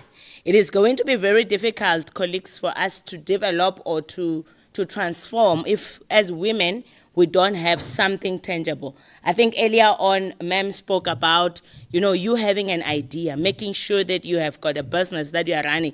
We have to bring something. This is one of the industry leaders that I should say that it is male-dominated and it's been male-dominated for the longest time. And it is that time, or it is that opportune moment, where as females we have to also participate meaningfully into the tables, more especially when it comes to the automotive industry. So what we are doing here at the auto industry, we are developing the industry in different, sectors. I was given, or the topic of this says, creating pathways for the economic in the township, in the Gauteng townships. And there is a saying that says one corridor at a time. I think one thing that we have modeled as the AIDC, I'm sure you are asking yourself, why are we situated here? And one would think that we could be somewhere situated in Sandton as the head office of the automotive, because we are to serve the entire, province. However, we are situated here because that is where the service is mainly needed. We are close, or strategically, the reason why we are in this park is because we are strategically situated next to the OEMs. We all know that Gauteng is the hub of the automotive. We have got Nissan just next to us. We have got BMW, and just around the corner that side, we also have got Ford. So that is why we cannot be situated elsewhere, but at the corridor where the service is mainly needed. So that is why I'm saying that we are so prime and we are intentional about our location. The park that we are sitting at, just so that you can know, is that we are owning it, we are the landlords, and that is where we are hosting the tenants or the component manufacturers that are supplying to BMW, Mercedes-Benz, some Mercedes-Benz from here, and that is where we are giving them space. So that is one of the offerings of the AIDC, where we still have got land. If you want to invest, or if you are an investor, you are here, we still have got land where you can come and be placed here. It is one of the industry that is mainly, when it comes to your costing, it must be very, very strategic. Why? Because once you cost wrong, you are stuck with that thing for the model life of a car. So you can imagine with the wrong costing for the good 7 years. So that is why it is important that when the component manufacturers are here, they are able to transport their goods closer, so it is giving them some advantage there. Secondly, we do have got 2 automotive hubs where we are having the township. I had wished for that, but then it is there. We have got the Chamde Automotive Hub, and I think my fellow colleagues have already spoken about the opportunities that comes with tenders and everything. But on our side, it is not mainly tender-based. We are looking into the skills. We do have got skills development and training. That is where we are having auto-related or engineering-related skills. And this is a call for me really today, where it was said on the brief when the speaker request was sent to me that there is a gap that as women we are not participating meaningfully. What are the opportunities? So these opportunities are going to need us to have the skills. For you, we are known, maybe let me give you this one, to say we are known as South Africa that we don't have good spray painters. Just a normal spray painting, painting, we don't have. To a point that the OEMs have to bring people all the way from Germany to come and paint the car. And that is where we are saying that we as women, that is where there is an opportunity to say, how is it that you come, you learn a skill that is spray painting, which the AIDC offers.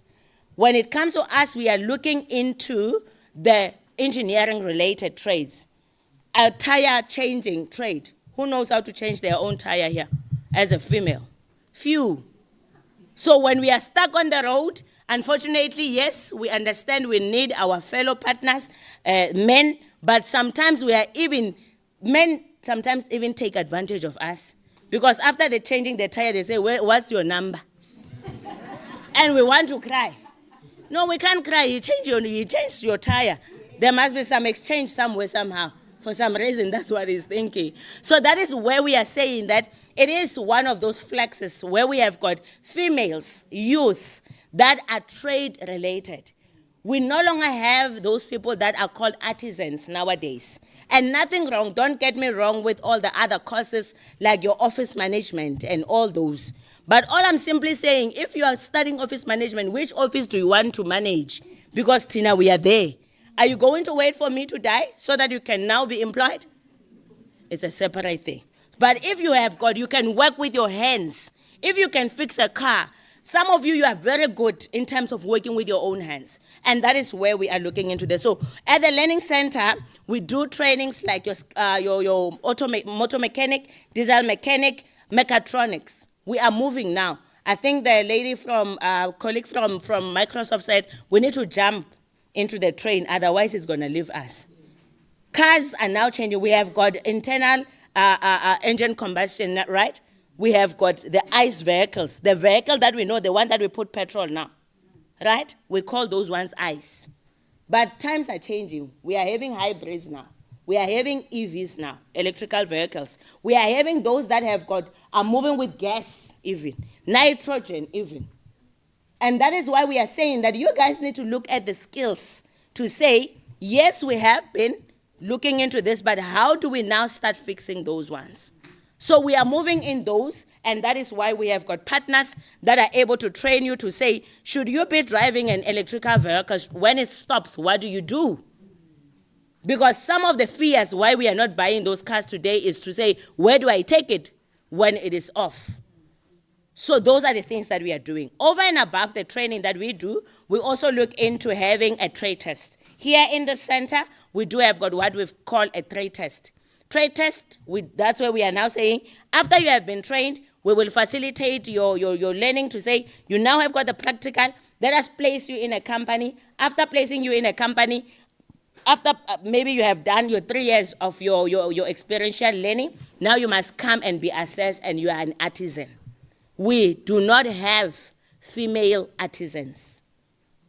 And part of us being the developmental and the transformation, we need to make sure that we balance those two. And that is why we are calling. So the point of call for me today is to say, as much as we want to get opportunities, I was speaking at one of the events and I said, if we want opportunities as females, what are we bringing on the table? And you cannot be answering me and say you are the table. You are not. What do you have? What is it that you are having? Are you having a skill? Are you having a trade? Are you having a business? What is it that you've got? Because opportunities are not just going to be given because you are a yellow bone or something like that. It doesn't work. Nothing wrong with yellow bone. I know I'm a dark bone. It might seem like I'm jealous. But I'm just simply saying, let us have content. Prior to us going and flexing and saying, give us opportunities, come with something tangible. So that is why we have got that. One of the things, again, our brothers, our fathers, our mothers, they have been working in companies, but they didn't have a chance to go to vets.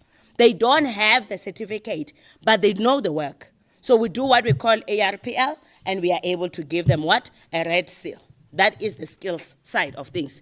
I said we do have got 2 incubation programs, one at Ford, one at Nissan, and that is where we are looking into sub-assembly for the components. So if you are driving a Ford Ranger today here, or your father or someone, your relative have got a Ford Ranger, just know that we do have got women that are participating, or SMMEs that are participating in sub-assembling a component in those particular vehicles. Right from the program that we are running from the AIDC. Unfortunately, on that one, you stay there for 7 years. You ought to be an engineer, having an experience from the auto industry, and that's when you come in and you're becoming what? An entrepreneur from being an engineer. That is how the incubation program works. Same applies as at Nissan. So we have got a total of 13 SMMEs that are participating in there.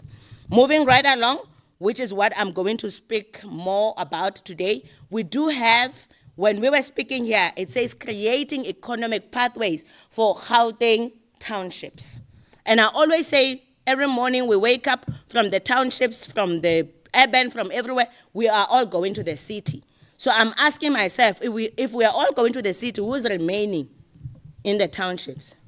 And in the townships, when we grow up, there is this scenario that I love making when I summarize how our township hubs work, is that we wake up, we grow up with our malumes, our brothers who are fixing cars under the tree. Do you know them? They are there. But now that you are working in AIDC, now that you are staying this side, now that you have got a BMW, do you feel comfortable taking the car to be fixed there? No. Have you ever asked yourself where are they working when it's raining? Those malumes. No. When you go there and he charges you, how much is he going to charge you? You have to say, no, you can't, because you are under the tree. It's too much. But what did we do, or what are we doing? So what we have done as a point of bridging the gap from the AIDC, we have started with one corridor where we partnered with the municipality, which is the City of Tshwane, and then we have got a building in Winterfeld where we built an automotive hub, township automotive hub. And it is a workshop base where there is panel beater, auto mechanic, and we onboard their malumezanas, those malumes that are working on the street of that particular area. Now, instead of them fixing your car with a tree, maybe your chassis is off and then they pull it with a tree, now they use a machine. Secondly, we went on to the second corridor, which is in Chamdo, and we are in talks. There are so much talks that are going around, and they are at the developmental stage now, where we are looking into expanding, more especially the automotive hub network to the other corridors. So we are looking into the Mamelodi side, we are looking into the Alexandra side, as well as the Western area side. The unfortunate part is that we don't handpick, or that is the fortunate part. I think the lady from Treasury have said here that we are governed by certain rules. If there is an intake, we do not take because we know you. We are going to advertise openly. Even for incubation, we advertise openly. And because of those hubs that we are having in the townships, they are also able to open certain opportunities like your cleaning, your gardening, your catering, and all those kind of the other services. So in a nutshell, that is basically what we are talking about when we talk about the AIDC. But like I'm saying, we are acting as a safety net as the AIDC. There's a lot of barrier to entry. Because of those barriers to entry, we have tried by all means to say, we will give you space, we will give you machines, we will give you compliance. The center for you to get work to fix a government vehicle, you have to be RMI approved. So we have done all those things so that when you come in, the environment is safe for you to work. And that is where we are saying the service is needed mainly in the township, and that is where we had to make those things in the townships. What you are doing when you are in our hub, you are going to be, of course, we're formalizing you from being informal mechanic to now being a formal one. We're developing your technical skill until you get a red cell. We are going to also look into your soft side of the business. Remember, Abo Malume, they are too technical. Sometimes they don't know how to do a financial planning and all those kind of things. So that is basically what we will do. Over and above, as if that was not enough for us to now do our developmental mandate, we also arrange work. We also go into the banks, the insurances, and say, insurance, now this person is now, formal. The person have got RMI, the hub have got this. Make sure that you channel your work into the hubs. So we don't leave them there. And of course, with the aim of them, after a certain period, after they have developed, then they must now start and then make sure that they stand on their own. We onboard others, and then they start hiring other colleagues. So that is basically what we are doing. For the youth, we understand that there's Internet of Things nowadays, there's digitalization of things nowadays, there's electrical vehicles. We are launching a Center of Excellence in October. Make sure you are following us, make sure you are on our pages. We are going to be launching it here at the AIDC. It's a center first of its own kind, because we are known for that as the AIDC.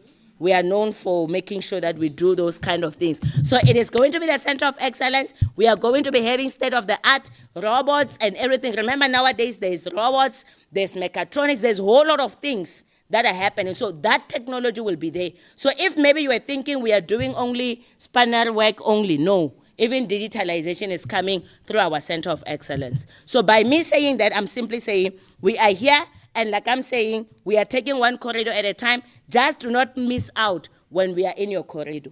All we are simply saying, and my call today is to say, let us make sure, most especially us as females, that we are participating meaningfully so. Make sure that you inquire, you ask for information, you give. After we've given you information and we give you requirements, come back and say, this is what I've got. Come back with an idea. There is nothing, colleagues, where you want to say you want to be given things and you don't have anything to show. This one works me out. It makes me not to sleep. This one of saying you must be given business because you're a woman, it's over. It's 2025 now. You need to have something. It's long we've been giving people business because they are women, but then they don't perform. So we know as women, we have to work twice. So that is where we are saying, in the automotive side, we need more women. We are transforming the industry, but we are not finding people that we are going to transform the industry with. If we have to say transform, and they say, who do you transform with? Women are not there. Youth are not there. And that is why we are inviting you to say, let us make sure you come, you collaborate, you work with us together with the city. Let us make sure that we make that difference and create that economic path for the Gauteng township and female. Not necessarily township. I sometimes divorce myself a bit on township because township can mean a place. But when we talk of transformation, we're talking transformation from the youth side and from the women's side. So that is basically what we are doing. Thank you so much. No questions. Don't run, Murifi, don't run. Ladies, questions. You had the opportunities. I get it. So IT girls, these are the IT students, right? Okay. So they should be the ones come and knock in to come and design that new engine with IT technology. Girls, Wawan, we are linking you together. Any questions, ladies, for Ms. Khoza? Nothing. Oh, wonderful. A round of applause. Thank you so much, ma'am. Okay. Next up, ladies and gentlemen, we're moving on now to Ms. Doris Precious Mahlangu, founder and CEO of Tech Gigant Pty Ltd. You know, she's going to take us on that little journey of code, connect, conquer, and winning in the digital economy. Ladies and gents, a round of applause, please, for Doris. Yeah.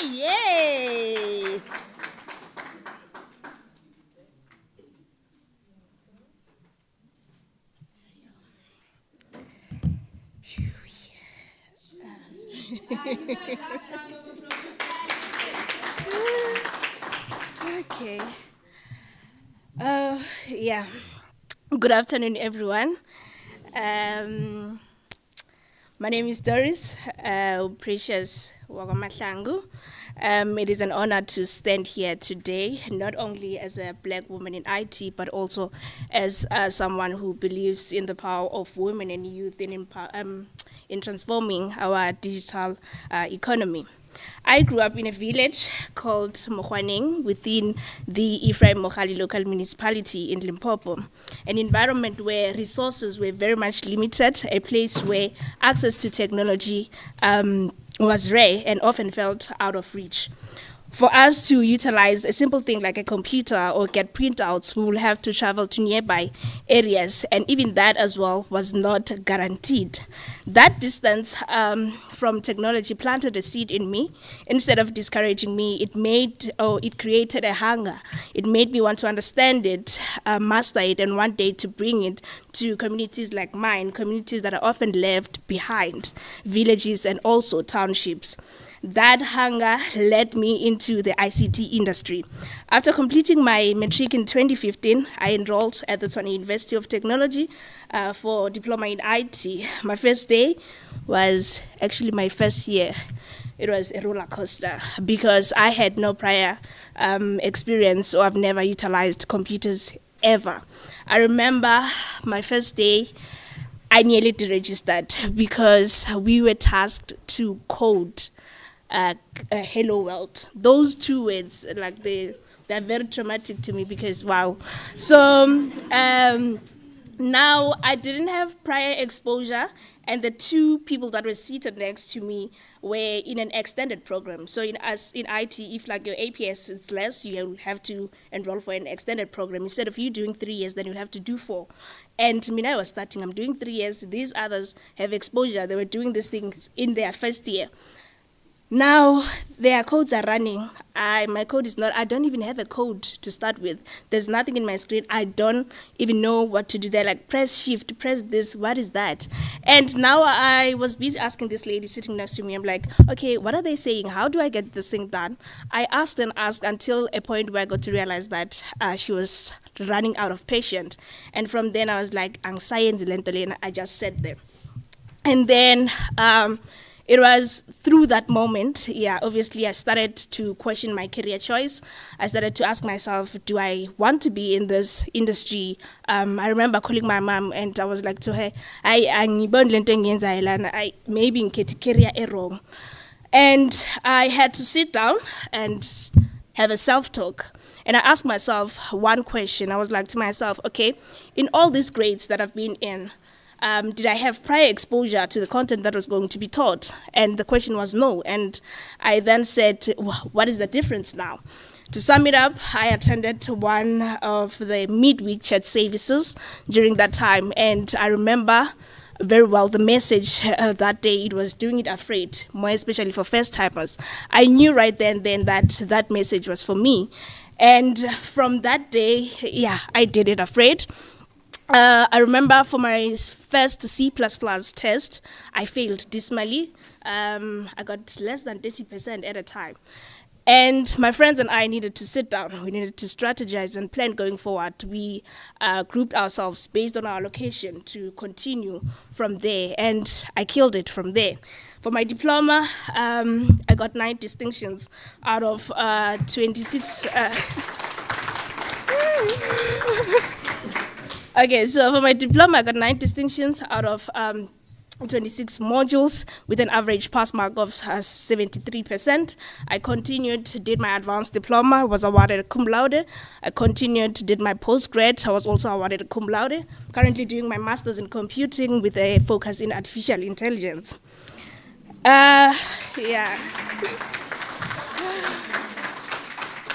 Okay. And by the grace of God, for all the mentioned qualifications, I think the last time my parents got to pay for me, it was in my first year. And for my diploma, NSFAS took over and paid the rest of my fees. And for advanced diploma, I was one of the students that were selected by APSA to fund their studies. And then postgrad, I was awarded the TET's Dean's prestigious scholarship. And then currently I'm awarded the TET postgrad scholarship. So, okay. Okay, so I started my career at the Informatics Community Engagement, known as ISEP, within the Informatics Department at TET. It was through ISEP that my potential was recognized, and then I was moved to a different company. That's where my journey as a software tester started. I knew nothing about the role at a time. I made YouTube my friend. I watched a lot of YouTube tutorials. I reached out to so many people through LinkedIn. I reached out to my family members and some of my acquaintances at a time just to understand the fundamentals of testing. And okay. At the same time, I continued. And then from there, before continuing. So from there, I moved into the corporate sector where I sharpened my expertise in software testing and also digital transformation, and also attained an international certification in software testing. At the same time, I continued to give back to the community where I started. I moved serving as an industry liaison for ISEP. I went from learning and being mentored to now mentoring and teaching other interns and graduates, and also helping the organization shape or bridge the gap between students, graduate, and the industry. Through my corporate journey, I noticed the three major gaps in the industry. One, the growing need of high-quality technology solutions, more especially in small companies and also organizations. Two, a lack of representation. Too few women, particularly black women, are leading or founding companies, more especially in the ICT industry. There is a high, lastly, there's a high youth unemployment due to limited skills and experience required by employers. For us ICT students, we struggle a lot to get our in-service training, and you cannot graduate without you doing your in-service training. So we really needed that. And then, on the other hand, I looked around. I realized how the world is rapidly moving towards artificial intelligence, automation, and digital transformation. It became clear to me that we just cannot afford to be consumers. We must become creators, we must become innovators, and also service providers. With that in mind, one day I took a leap of faith. I took one bold step, and I left corporate because I knew that I can contribute more and also to the impact in which the ICT industry is doing. I remember I wrote my resignation letter. I was in a meeting at the time. I wrote my resignation letter, I submitted my resignation letter, and my line manager called me and was like, Precious, what's happening? I was like, is there anything that we can do to like keep you? I was like, no, peace. And she knew right there, good to know, I don't want it anymore. And yeah, that's when I left. After leaving, I founded my company, Tech Gigante, a black women-owned South African IT company focusing on software development solutions, delivering high-quality software testing services, and lastly, youth talent development, with our primary target being SSMEs. Tech Gigante is built on strong values, quality as a standard, not a feature, innovation driven by problem solving. The theme of today's event, creating economic pathways for Gauteng townships, speaks directly to our mission. Gauteng is the economic heart of South Africa, home to the biggest number of SMEs, contributing nearly 40% of the province GDP and employing almost half of the primary sector workforce. Yet many women and youth still face barriers. Firstly, there's limited enterprise opportunities, few digital skills, and also scarce platform for income generation. At Tech Gigante, we address these challenges through three core areas. Firstly, the digital employability skills. We equip women and youth with hands-on experience in testing, software development, and digital projects. Our graduates or interns gain exposure and mentorship. Secondly, entrepreneurship empowerment. Not everyone will find a job. Some will create them. By engaging youth and women in real-world tech projects, we nurture entrepreneurship thinking, empowering them to start ventures or scale township SMEs with quality IT solutions. Lastly, innovation, or driving innovation. Innovation is not reserved for big cities. By helping township SMEs digitize, automate, and reach new markets, we plant seeds of innovation where they are most needed. Our approach is very much simple. So once we get a project or a contract, we make sure that youth and women are involved in delivering the project. And secondly, when there is funding, we place our interns and graduates in SMEs that need skilled talent but cannot afford to hire. Okay, so at the end of the day, that's a win-win that builds both confidence and competence. Yeah, from everything that I've said, it might sound like it was easy. It's not easy at all. Honestly, the journey is very hard. Oftentimes, I was the only woman in the room, told tech is for men, you are too young to lead, yet I stayed grounded in my why. And so can every woman and young person here. Being a woman in today's digital economy is both a challenge and a superpower. Every barrier, whether being doubted, undermined, or isolated, is an opportunity to prove your resilience. Women bring unique perspective, creativity, and empathy to problem solving, essential qualities for innovation and leadership. Your background is not your power. No. not your limitation. You don't need to be perfect. You don't need to have it all figured out. You just need to start. And once you start, go on and on and on. Thank you. I don't have questions. I don't have questions. Utla, she's already speaking on your behalf, saying you don't have questions. Question like any questions for precious colleagues? Yes. I wanted to ask, how did you manage to handle such academic performance while having a corporate pressure? Okay, yeah, it was not easy. I think the key thing for me, it was knowing and understanding the time in which I was very much productive. I learned which time am I productive. I know that I'm a night owl. I work very, very hard at night, and my concentration span is very quick. So I utilize that time very effectively. So during the day, it's work. I rest, then I study. So during the time when I study, I ensure that I study. And from there, it's revising and revising and revising. It's not easy, but you can do it. Awesome. Yes, madam? Where? Thank you.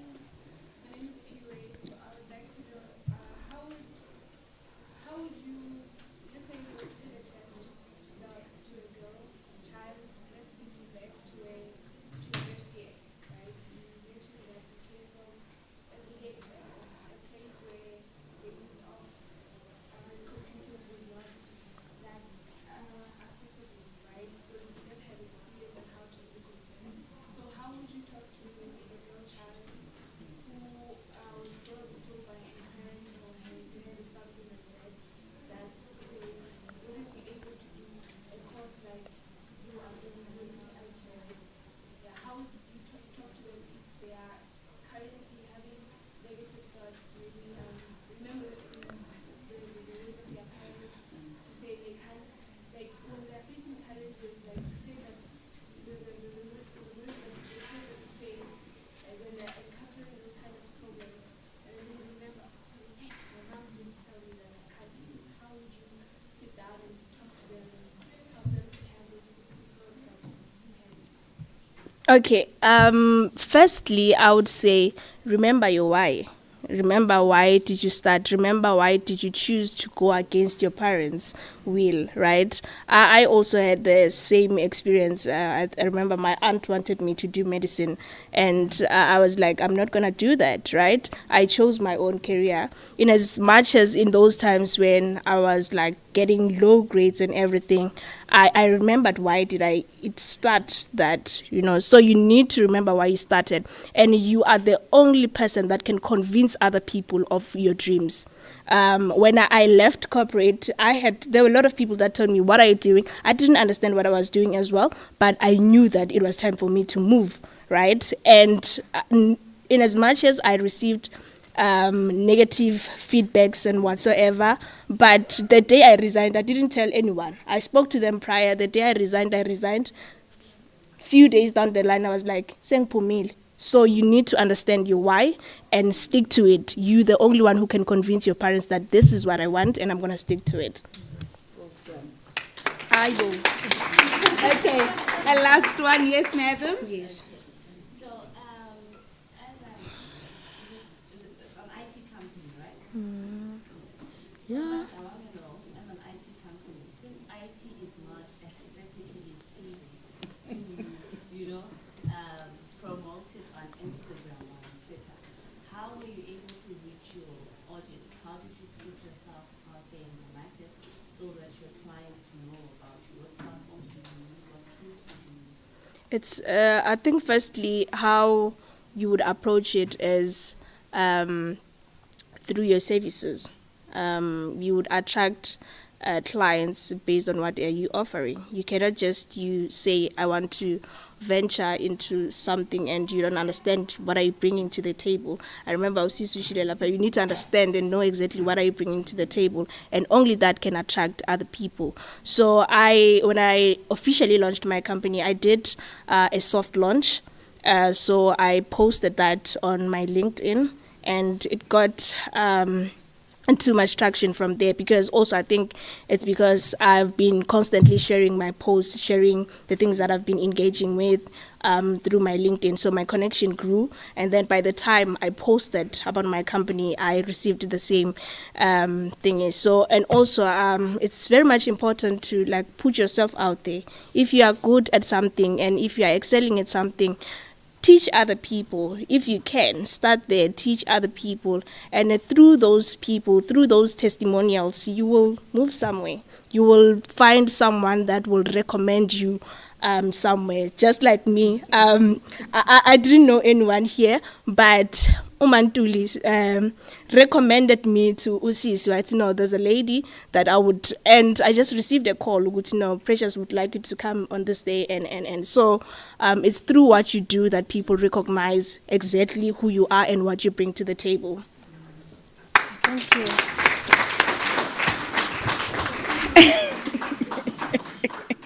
Did you have a question, ma'am?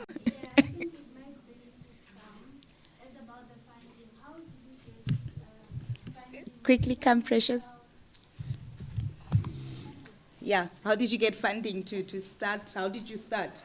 Was it self-funded? Did somebody give you money? No, I didn't. Okay, how I started, I think with the IT company, you can start without having any capital. Now we live in an era where you can do everything remotely, right? You can operate your business remotely, fully remotely. So in our industry, it's something that you don't have to stress about. You can operate without even having resources. And through that capital that you're going to make, then you can get to buy whatever that you need to buy. Yes. Awesome. Thank you. Thank you. Last round of applause. Wow. Indeed, they say dynamites come in. Thank you, thank you. Ladies and gents, as we move along, we just almost there, the end of the day.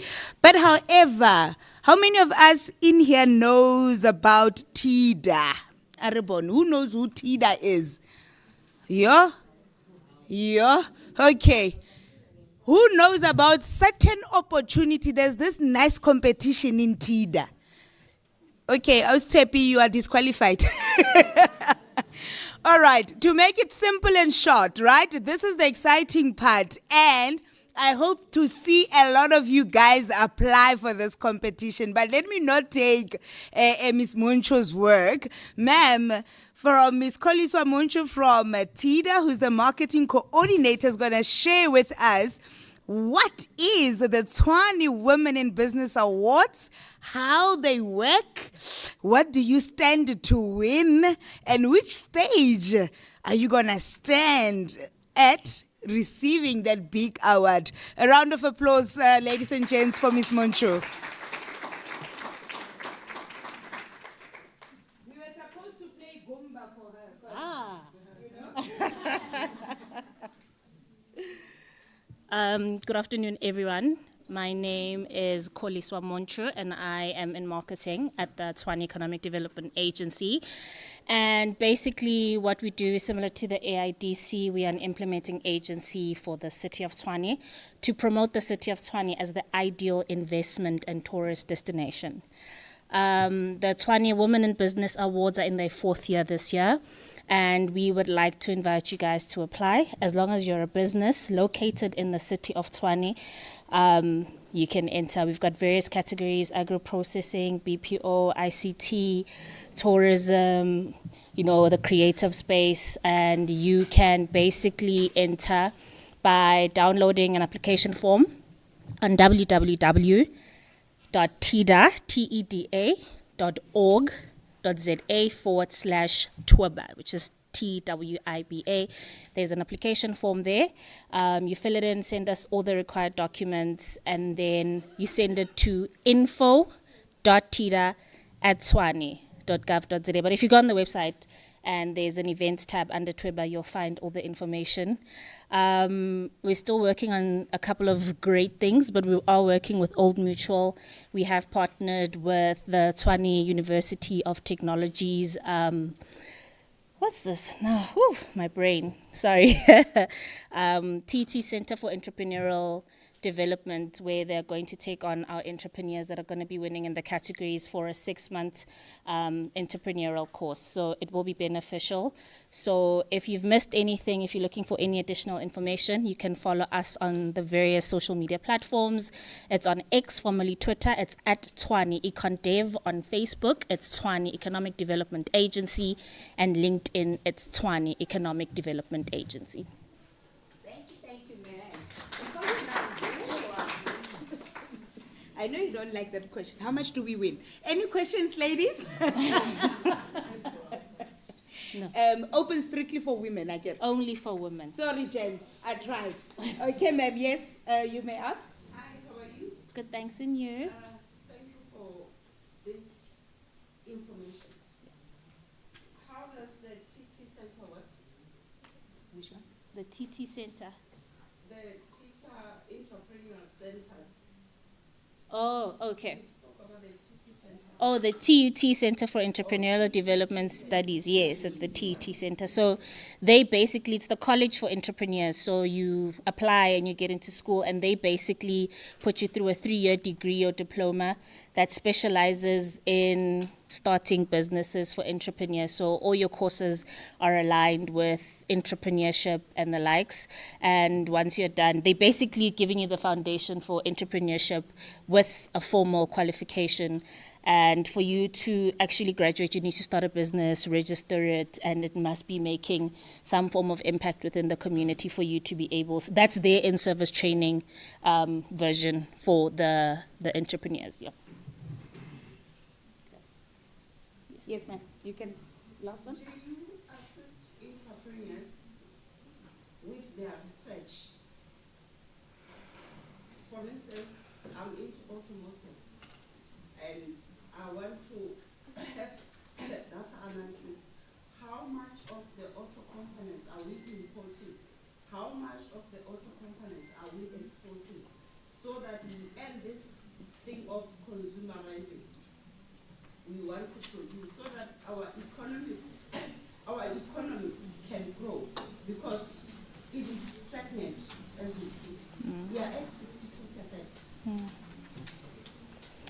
62%. To answer your question, I will say that we do not fund any studies per se, but there are benchmarking studies that are being done by other entities. I think the AIDC as well, they do a lot of the research internally. So maybe you can connect with Ranzo, who will assist with getting the information that you require in terms of maybe some of the topics within the automotive industry that you need research done on, that they might actually even have some of the stats that you're looking for. Awesome.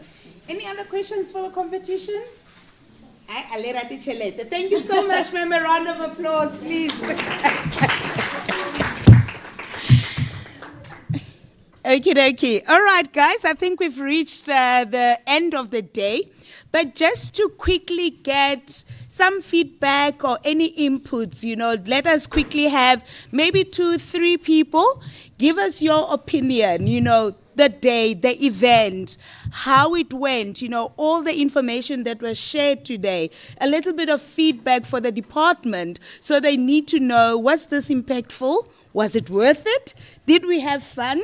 Or did we just come in and greet new people and take pictures? Because Elizabeth was busy saying, take pictures and hashtag. So I think maybe 2 people, can I pinpoint? Or will there be volunteers? Yes, madam. I think on this one, you will need to come to the front for me. Yes. Yabo. Give a round of applause.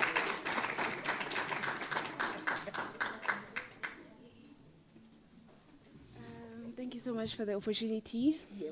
Good day, everyone. My name is Pio Mzizi, and I am grateful to be here in front of you all. So this event has been useful to me. Everything that have been said here, I've learned a lot, and it has helped me to believe in myself, especially what Ms. Precious Mahlangu said, because her story is almost similar to mine. So I struggle a lot. The question that I asked her was actually getting her to talk to me, because sometimes we need people to tell us that you actually can do it. Sorry. It's okay, my dear. It's okay.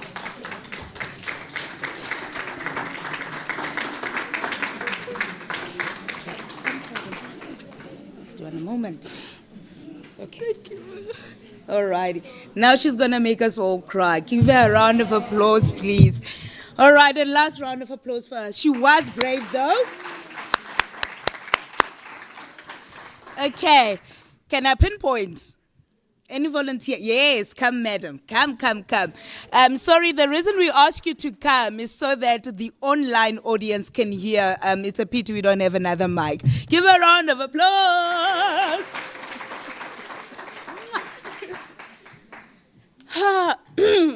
Hello, everyone. My name is Bathabile Mkabela, and I'm from ICT faculty at Tshwane University of Technology, one of the graduates with cum laude. Okay, so today's event was very beautiful for me, especially because I had this dream of studying a business, only to find out that there's already someone who already thought about it and started the business, Mr. Taida there. Yes, her company. So that's why I was so interested in knowing on how I can be in partnership with him, because where I come from, there's no computers, even at school, even in our area. So I wanted to bring that back to community so that people, when they go to varsities, they have the basic of computers, they have a basic of coding, because I was also one of the students who came to university and I was like, what is coding? And like everything was surprised. Every semester I'm surprised. Oh, there's also this module, there's also that module. So technology is very important. So we need to go back in our communities and taught our students there so that they can learn and be ready for varsity. Thank you. So we're expecting that business to be running. Can we give her a time, Anne? Next year, this time, we need to see her here during this event, presenting how the business has started and where she's going. Can I pinpoint, or is there volunteer? Nyana? One last one. No one. Can I choose? I like the yes. I will go for a lady this time. Any, mini, miny, mo. Madam, I think I liked you. Maybe you can share with us, how was your experience? What did you do to come to the podium? Come, madam. Thank you so much.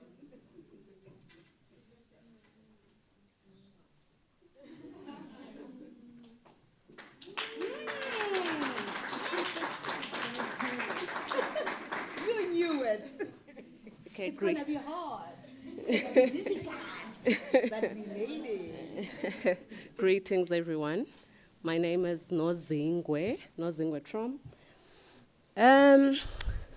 What is the question? Or Trump? Trom, T-R-O-M.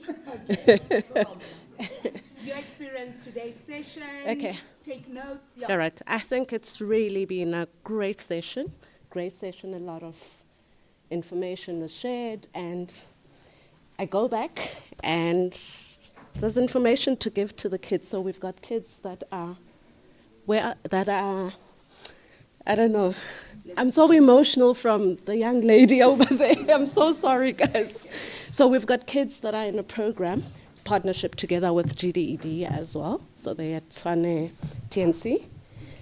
So there's a lot of information to take back to them. It's also just given the company so many ideas, you know, that, hey, this is what we need to do. Let's try and do this. So it's really been a great one and an emotional one. There's a guy who was sitting here, I just forgot the name. Yes. Mbuso, is it Mbuso? Yeah, I think his story was equally phenomenal, you know. Okay. So I take that back again to the kids that are sitting at TNC. Thank you. Thank you so much. Thank you, my love. Okay. I think with that said, ladies and gents, we take an opportunity every day. We attend events. Doris, you've said it, you know, your name was recommended. And what did she do? She took the opportunity. She never said, what am I gonna benefit from here? So it's a message to all the young ladies out there to say, network, network, network. It is critical because you never know the person you meet today. Where will that relationship take you to? So, without wasting any further time, I'm now gonna call on Madam Tepiso Kariaka just to give us a bit of, call to action from here. What now? What's gonna happen in the next couple of months or in the next couple of years? So what are the plans? And hopefully we see her again next year this time. Give her a round of applause, please, guys.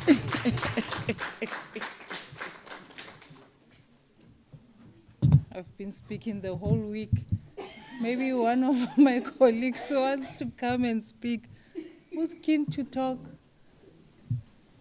Okay, they don't want to speak. Ladies and gentlemen, thank you very much for coming. Maybe let me just start with a round of thank yous.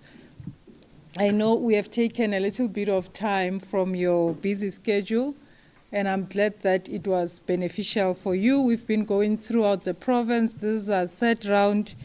We're still going to have round number 4 and number 5. But firstly, I would like to thank the department. We've got a team of brilliant minds. Maybe let me show off my 3 brilliant young minds so that you can see the people behind the scenes who conceptualized the event. So the other young mind is missing. Stand, let them see you. Oh. So those are the 3 brilliant young minds. We are privileged to work with young minds in the department. I'm very old. So, they keep us on top of our feet to making sure that we deliver programs that speak to young people. We are sitting in a situation in South Africa where we've got around 40%, depending what time, unemployed people. I always say that 40%, if you're looking at actual people on the ground, is around 8 million. Majority of them are in Gauteng, and even in Gauteng, there are certain parts where we are dealing with prevalent high levels of unemployment. Majority of those, unfortunately, do not have university degrees, and they could not go to universities for 2 reasons. Sometimes it's an affordability issue.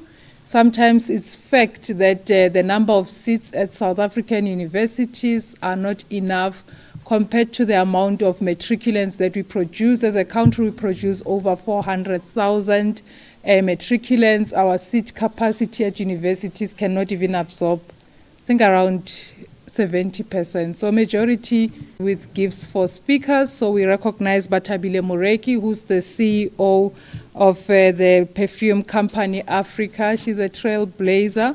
So we really appreciate her coming through for all the 5 events and honoring our guests with a fragrance. I spoke about another fragrance, but this type of fragrance is quite positive, So again, to the program director, Madam, thank you so much. We'll definitely honor you with a black box. So we thank you for all that. The staff behind the scenes, the AV guys are very tired of my face by now. And the catering, security, cleaning staff, which also made sure that we have an exceptional event. We are quite grateful. Call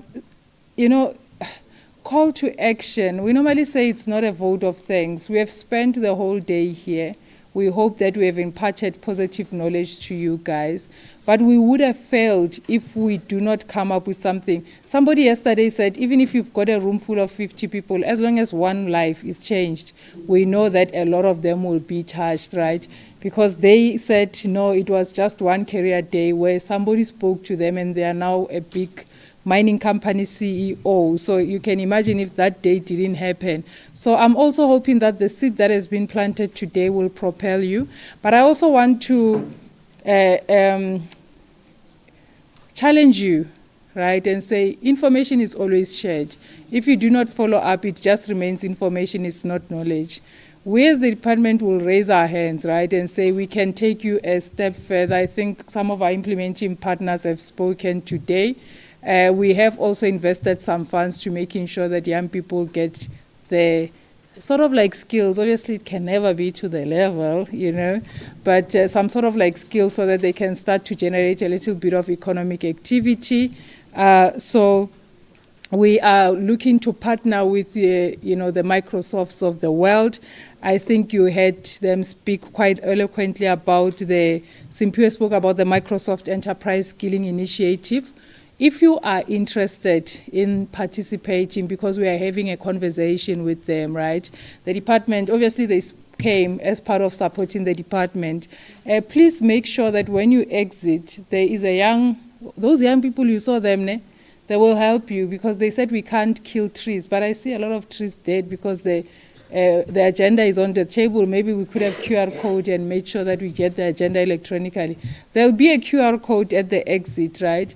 Please make sure that you submit, number one, give us feedback with regards to the event, what were the highlights, the downfalls, but also let us know, because from here, we are intending on having what we call a Dragon's Den. Basically, if you've got an idea, you're an aspiring entrepreneur or an emerging entrepreneur, or sometimes you're at a survivalist mode and you feel like you want to change your trajectory, we will be running a Dragon's Den somewhere around November, where we'll put together a panel of various companies that are going to give you advice in terms of how you can position your business. You'll be given 60 minutes to pitch. I always make the 60 minutes mistake, but at least some people are not sleeping. 60 seconds, but no, don't worry. We're not going to give you 60 seconds to pitch. The other day I said somebody must speak in 60 seconds. We'll give you some time to pitch your company. Obviously, the whole thing will be, you know, run in a more organized fashion. So to pitch your idea, there will be support should you require the necessary support to present to the panel. Yesterday, the Johannesburg Stock Exchange was also there. They spoke quite eloquently about the SME rise. So if you're also interested in that, please do. On the invitation, there's an email address. Get that presentation. She actually didn't present it, but it's loaded with information, so we can send you also that information so that you can also understand what else, because we moved throughout the province with different speakers, correct? So yeah, put your details there, give us the feedback about the event, tell us if you want to participate in the Dragon's Den so that we can be able to give you the necessary support leading up to you presenting to the panel. And then we also guarantee that after the panel, after you've presented, you'll get that feedback, but we'll also give you an advisory note 2 weeks post the panel, exactly who to speak to. So you see, when we say Microsoft must come, they come. When we say Digify Africa must come, they come. So you'll never know who I can bring, right? So sometimes it's difficult for you to access those companies directly. Your government is here to ensure that you access them. Yeah, I think that's really round about that. If you do require the presentations that were offered, please also reach out to us. They will be available so that you can also gather that information. There was a question on the data of components imported in the automotive sector. That information is available, so maybe we can see how through Trade Map. And it was a brilliant comment, by the way, because that is exactly how, as a country, we can replace some of the imports. So maybe she's speaking about auto, but I can also bring it back to the ICT sector and say South Africa does have revealed comparative advantage of producing some of the electronic components, not necessarily going into the ICT equipments, but we do have some competitive thereof. But we're exporting quite a lot of ICT equipment. We love the software developers, but a lot of other people augment their business with selling equipment. So the first step to the right place is to also, she was very spot on. I think for me it was the takeaway for the day. If you know what we are importing, it gives you some headspace with regards to what the demand is in the country. So let's talk. There's tools that from the click of a button, you can know exactly what we are importing. South Africa's export basket is still dominated by minerals. We always cry and say we mine and send the minerals to other countries. Nowadays, we are using these laptops and then we are exporting them as waste once they've reached end of life. So we're exporting waste, which is quite also high value. So there's quite a lot of information that is scattered around. If you turn that information into knowledge, it can also augment your businesses. With that said, I hope to see you guys. I will not be on the other side. I'll be in the middle during the Dragon's Den because don't see me as a government official. See me as me being part of you guys and an extension thereof and facilitating these discussions and opportunities for you. Thank you very much.